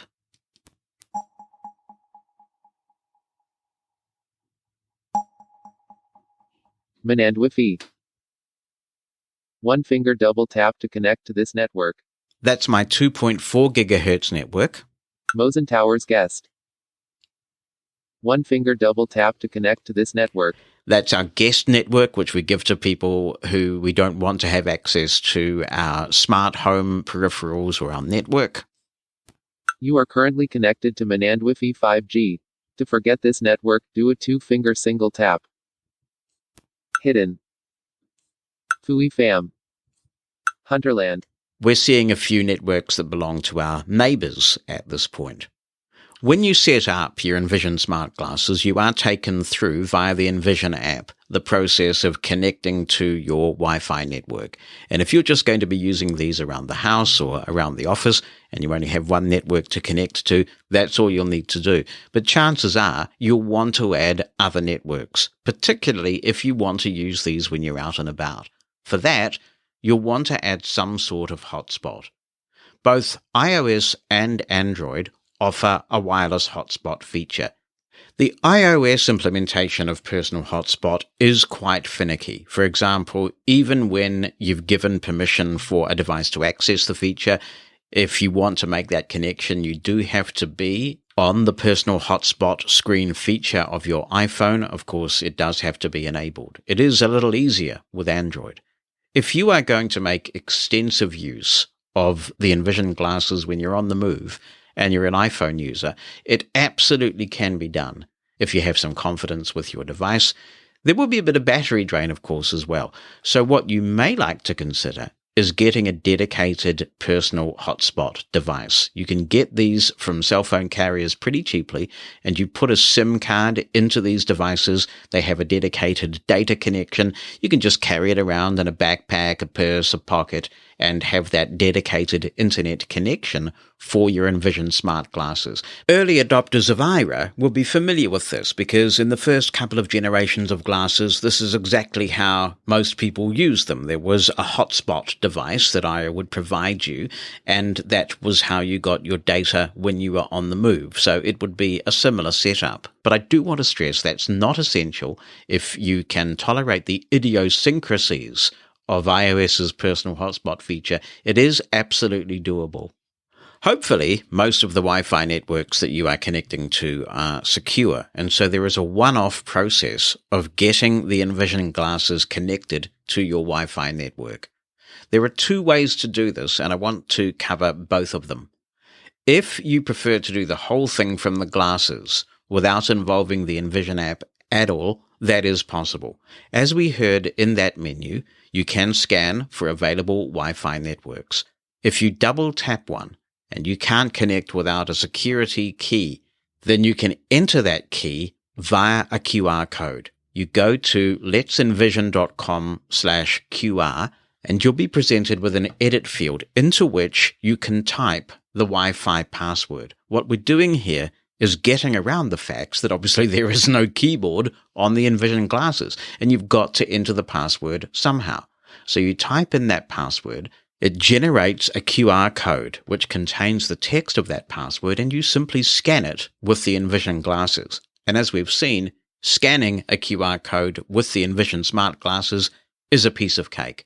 That's a one-off process. Once you're connected to the network, the Envision Smart Glasses remember those credentials and you won't have to do it again. This could be useful in that iPhone personal hotspot scenario I was just talking about, because if you're going to use the app method, which I'll explain to you in just a moment, you obviously can't be on the personal hotspot screen of your iPhone, which is necessary to make the network visible, and be in the Envision app at the same time. So this is one way around that. You can be in your iPhone on the personal hotspot setup screen. The glasses will see the SSID, the network name at that point. You can generate the QR code and enter the password.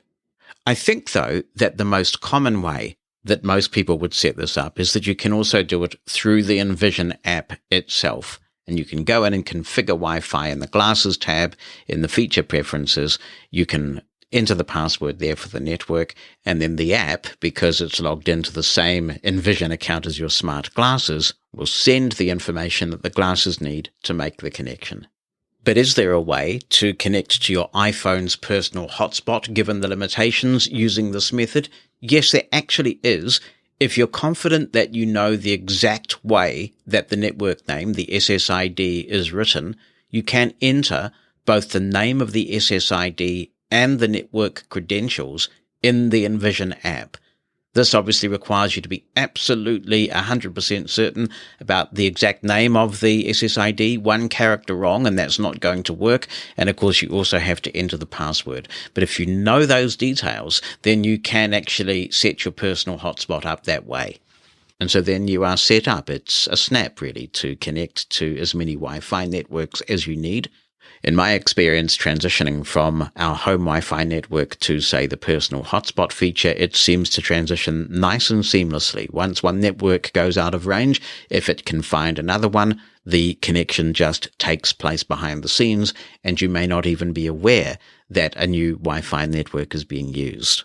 So a common scenario would be you have your Wi-Fi network at home, your office network at work, and your personal hotspot set up on your Envision glasses. As long as you make sure that the personal hotspot feature is enabled when you leave the house, it'll transition. When you get to the office, it'll transition there as well. Given that Wi-Fi is in these glasses already, I look forward to the day, sometime in the future, where we have a generation of these glasses that has 5G built in. That will really be sweet. I'm going to back out. Search for Wi-Fi connections. Wi-Fi. And I'll flick forward to get to the next item. Bluetooth.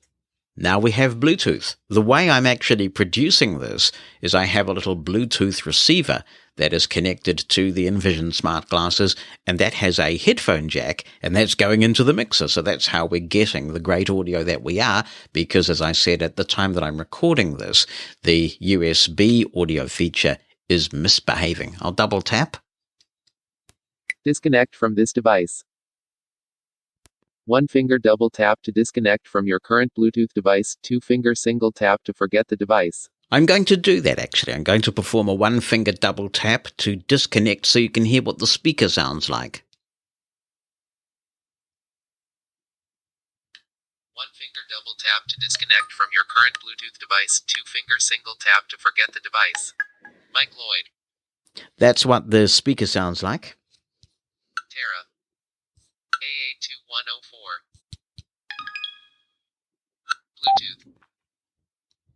And we should be back on that device now. Wi-Fi. Here we go. Ooh, that's so much better, isn't it? I'm glad we could do the demo this way. I have thrown several audio peripherals at this, including my little Bose smartwear device, a hearing aid streamer for my Oticon hearing aids, headphones, and obviously this little Bluetooth device that is allowing me to bring the audio from the glasses into my mixer. And it's all been fine. It's recognized them. The pairing process has been straightforward. If we go forward to the next item, language, we can change the language of the glasses. I'm not going to do that at this point, but you can do that if you need to. display, These glasses do have a little display that a sighted person can see, or somebody with a bit of low vision can see. Let's see if there's an explanation of this feature. display. The display is located next to the camera and is projected on the glass prism. One finger double tap to toggle the settings for the display to be turned on or off. I will perform a one-finger double tap. One finger double tap to turn off the display. One finger double tap to turn on the display. Swipe down to confirm your selection. I presume we might get a little bit of battery saving by keeping the display off, and it's no use to me. I'll go down. Display. And we'll flick up for the next menu item. Software. You are currently on version 1.8.0. One finger double tap to check for new updates. Oh, yes, I like the idea of a new update, so I'll do that. Do a one finger double tap to check if there are any new updates available. Okay. New updates available. That's a shame. But they do update the glasses regularly, so I'm sure that there will be an update soon. I'll go back to the previous menu. Software. And then flick forward. You are currently time format. This is self-explanatory. You can set the format of the time that is displayed. Pairing mode. If for some reason, perhaps because of a reinstall of the app or something else, your Envision app has become unpaired with your Envision glasses, you can put the glasses in pairing mode here and complete that pairing process. So this avoids the need to start from scratch with the glasses. Power. Let's take a look at the power menu. I'll double tap. Put your Envision glasses to sleep. Battery level is at 78%. Turn off the Envision glasses. There are other ways of doing all these things that may be more convenient. From the home screen, you can check your battery level. You can also tap the button to put the glasses to sleep, and you can hold the button to shut down the glasses. Power. And that is the last item on this menu. So I'll go to the previous one. Device settings. And we have another option. Feature preferences. Some of which are also available on the app if you prefer to configure them that way. But let's take a look from the glasses what you can do in here. I'll double tap. Voice commands. As we've seen, voice commands are a very convenient way to get to functions on your glasses. We'll double tap. Hinge button is enabled. To disable hinge button, do a one-finger double tap. Confirm by doing a one-finger swipe down. I don't want to do that. I like having the hinge button give me access to voice commands, and that is the only option here at the moment. So we'll go down. Voice commands. And flick forward. Instant text preferences. Again, there are other ways to get to many of these preferences. For example, you could invoke the context menu when you are on instant text. Let's have a look. Offline mode is enabled. One finger double tap to disable offline mode. One finger swipe down to confirm your selection. Keep in mind that offline mode might not recognize some non-Latin scripts. That is not a problem that I'm likely to have, and so offline mode is on. It's definitely a lot faster. And of course, if you are using the personal hotspot feature and you're using a data plan that has some limits, you're saving some bandwidth, and that's always good. Select recognition language. Currently recognizing in English. That's fine. That's what I want. There are a lot of languages available, though, and let's explore what they are. English system language. Albanian. Bangla, Bangladesh. Bangla, India. Bosnian. Cantonese, Hong Kong. Catalan. Chinese, Taiwan. Chinese, China. Croatian. Czech, Czechia.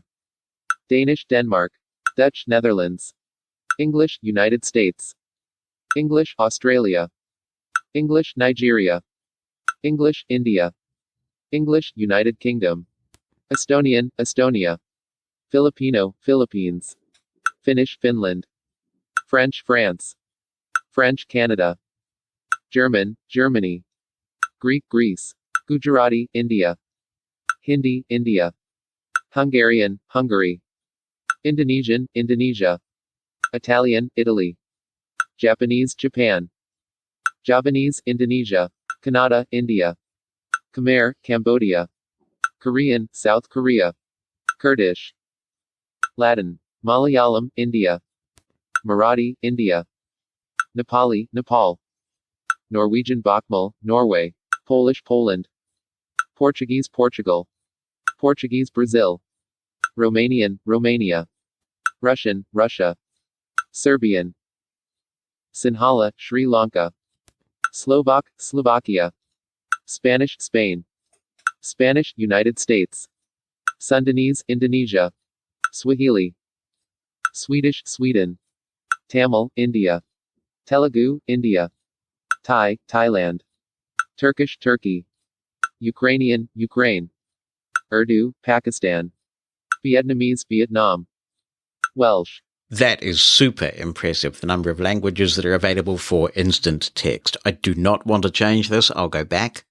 Select recognition language. Instant text preferences. Scan text preferences. Next, we're looking at the scan text preferences. Let's see what's here. Smart guidance is enabled. Layout detection is enabled. Language detection is disabled.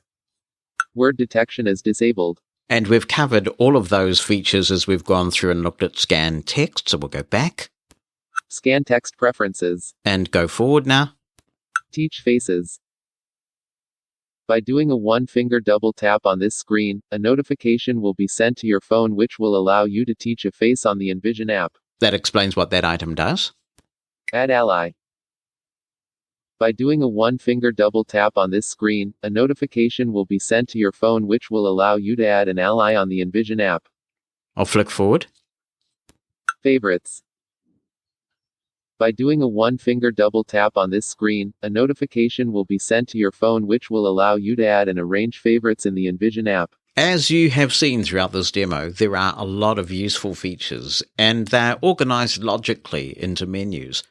You can use voice commands to get to many of the features that you want efficiently, but there are times, of course, when voice commands are not necessarily appropriate. Favorites are another way to get to the items that you use most often. To set this up, we go back to the Envision AI smartphone app, we go to the Glasses tab, and then Feature Preferences button. I'll double tap. Envision Ally. Add Favorites. Add features to favorites and quickly access them on the Envision glasses by swiping back on the home screen button. This is the one we want. I'll double tap. My Favorites. Alert. Processing. Add Favorites button. I'll go to the top of the screen. Back button. And flick right. Favorites. Heading. Save button. My Favorites. Heading. Instant text. That noise tells us that actions are available. That is a voiceover feature, and I prefer that to having voiceover constantly telling me that actions are available. So I'll flick down and see what those actions are. Remove from Favorites. Drag item. Activate. Default. Now that I've gone into this feature, there are two favorites that have been added, the instant text and Scan text. But we can add other items as well. Add Favorites button. There's an Add Favorites button at the bottom of the screen, and I'll double tap. Close button. Now I'll flick right and we'll have a look at all the things that you can add to your favorites. Obviously, if you add too many things, it probably defeats the purpose of having the favorites. Select features. Heading. Instant text. Checkbox button. Checked. Scan text. Checkbox button. Checked. Batch scan. Checkbox button. Unchecked. Call an ally. Checkbox button. Unchecked. Describe scene. Checkbox button. Unchecked. Detect light. Checkbox button. Unchecked. Recognize cache. Checkbox button. Unchecked. Detect colors. Checkbox button. Unchecked. Find object. Checkbox button. Unchecked. Find people. Checkbox button. Unchecked. Explore. Checkbox button. Unchecked. Call an Aira agent. Checkbox button. Unchecked. I definitely want that one. I'll double tap. Call an Aira agent. Checkbox button. Checked. Voice commands. checkbox button, unchecked. That's the final item, so I'll go to the top of the screen Close button, and choose Close. back button, Now in my favorites, favorites, heading, save button, my favorites, heading, and text, instant text, call an Aira agent, that's good. So what I want to do now is save those to the glasses. back, favorites, save button, I'll double tap Save. save, alert, processing. Alert, favorites saved. Tremendous! And not that I'm doubting it for a moment, but let's go back to the glasses and verify that those favorites are now in effect. I'm going to perform a 2-finger swipe down to get to the home screen. Home. If you didn't have any favorites active, Home would be the first item on the menu. But because we do, we can now flick backwards. Scan text. There are the favorites. Scan text, Instant text. Call an Aira agent. and they're right there on the home screen. So this is a way to speed up the workflow for things that you use a lot. There's only one item on the main menu we haven't looked at yet, and it's this one. Help. As you've heard throughout this demonstration, the help that Envision has put together is absolutely fantastic. Documentation is so critical for this market. They've done a brilliant job. Not only is there a lot of textual information, but there are YouTube videos as well, and some people do learn better that way. Let's have a quick look at what's in the help menu. Help. Smart guidance training. Gestures training. Gestures tutorial. Guides. About. We've explored a lot of this as we've gone through, but I just want to show you how comprehensive the list of guides is. So I'll go back to Guides, Guides. and let's take a look at what is here if I double tap. Scan QR code guide. Voice commands guide. Instant text tutorial. Scan text tutorial. Batch scan tutorial. Reader tutorial. Describe scene tutorial. Detect colors tutorial. Find objects tutorial. Find people tutorial. Explore tutorial. Call ally tutorial. They have taken the time and trouble to ensure that you can come up to speed really quickly with these glasses if you're willing to read or listen to the documentation. And that's a wrap on our look at the Envision Smart Glasses. I've taken the time to produce such a comprehensive demo because the purchase of this product is a significant outlay for anyone, and that makes whether to purchase them or not a big decision. To make it worth the money, you would have to conclude that your quality of life would improve greatly because you have them, and that determination is of course a personal decision. The conclusion each of us reaches will vary depending on our lifestyle and preferences. When I began this review process, I was a bit skeptical because I'm fortunate enough to be on good terms with my iPhone camera, and I usually get very good results from it. But integrating the glasses into my life for a couple of weeks, I've come to appreciate that even though you may have a powerful camera in your pocket, thanks to your smartphone, if there's one thing many of us as blind people run out of, it's hands. One of our hands is usually occupied by our mobility tool of choice, be that a white cane or a guide dog harness, and that leaves one hand free to help us locate and engage with doors and the world around us, as well as pick things up and engage with any technology. Particularly when we're travelling, that may cause us to think twice about whether it is absolutely necessary to take out our phone and use the many capable apps on it to interact with the world around us. But wearing a camera at head level in the form factor of glasses changes the level of effort required to complete a range of tasks. During the period I've had the Envision Smart Glasses to demo, I decided that I would wear them every day. I'd put them on in the morning, I'd use them as the need arose, and I found myself engaging with the visual world in a way I just wasn't doing through my smartphone apps. For example, I could walk around an office building and get information from signage that I had no idea existed before. That said, I could better satisfy my curiosity about the world around me if the glasses did more things in a single mode, and I think that mode would most likely be Explore mode. If there is going to be an impact on bandwidth or battery life as a result of Explore mode doing more things, perhaps what it does could be determined by the user through feature preferences. But personally, at a minimum, I would like Explore mode to also include the instant text feature, so I can be told about objects and people in my environment as well as signage. As I got into the habit of wearing the glasses day in, day out, I also found myself picking up random bits of print I might encounter throughout my day, random bits of print that in the past I would never have given any thought to, even little print leaflets in stores or waiting rooms. I thought that I would use instant text for this, and perhaps I might if I just wanted to get a quick understanding of what the document contains. But when using the scan feature, the smart guidance capability of the glasses makes taking an accurate snap of a document so simple, it's probably just as quick to do that in the first place. The accuracy with which the scan feature reads a wide range of printed text, including handwritten text, caused me to say wow several times during my demo period.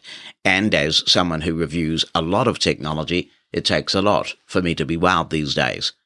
Having taken a snap of the page, if something interested me enough, it was easy to save that to my Envision app for later reference.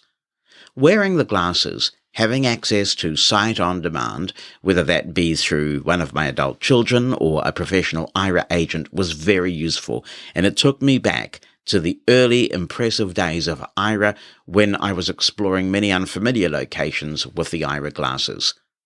Only you can decide whether those things are important enough to you to warrant the significant cost. How significant? Well, if you buy direct from Envision, you can buy the glasses with the lightweight titanium frames for $2,499 US. And if you want them with Smith Optics designer frames, that'll cost you $2,795. Envision have significantly reduced the cost of the glasses recently, and that's encouraging, and they have payment plans available in some markets. Many countries offer government-funded programs that provide funding for blind people to receive assistive technology. The Envision Smart Glasses are hard to categorize because they can make a difference in both a personal and a vocational context, so I can see there being some back and forth in some countries where the programs make a distinction between home and work use. When you're considering something that costs this much money, and the fact that you're purchasing a product that you expect to improve your quality of life, how you feel about the company is important. And in this regard, Envision gives me plenty of good vibes. They remind me of the classic blindness technology companies of old. They're resourced well enough to keep the software updates cranking out, and we can be encouraged by the continuous improvement the software for the glasses has received since the release 2 years ago. But they're small enough to care about each customer. The fact that you can request an online demo of the glasses from the company, allowing you to ask questions and then receive a personalized onboarding if you purchase, makes you feel like you're buying a designer premium product. The company also offers a 30-day right of return policy. It'll be important for the company to maintain that sense of trust, and it will have a defining moment when at some time in the future the company switches to a new generation of glasses. Will there be a trade-in option for customers with the current hardware, and how generous might that offer be? I think, though, that we are likely to see plenty of worthwhile enhancements with the current platform for some time to come. And in episode 194 of this podcast, Karthik Cannon from Envision dropped a few hints. Adding Be My Eyes to the call menu would be a no-brainer. I understand a partnership with Blind Squares in the works. Since instant text is available offline for certain languages, my hope is that the scan mode will eventually be available that way too, speeding up the process. If there's one big flaw of the product, for me it is the lack of multi-user support. Clearly, that has no impact on some people, but for those that it affects, the lack of it could be a deal-breaker. 2 blind people living in the same house should not be expected to purchase 2 sets of glasses. Sharing an Envision account is a workaround of sorts, but is problematic in some respects. In short, the Envision Smart Glasses are a fantastic product. They're intuitive, they do what the marketing says they'll do, and they're thoroughly documented. I don't think you'll be disappointed if you end up purchasing them. I love to hear from you, so if you have any comments you want to contribute to the show, drop me an email written down or with an audio attachment to Jonathan, JONATHAN @mushroomfm.com. If you'd rather call in, use the listener line number in the United States, 864-606-6736. Mosen At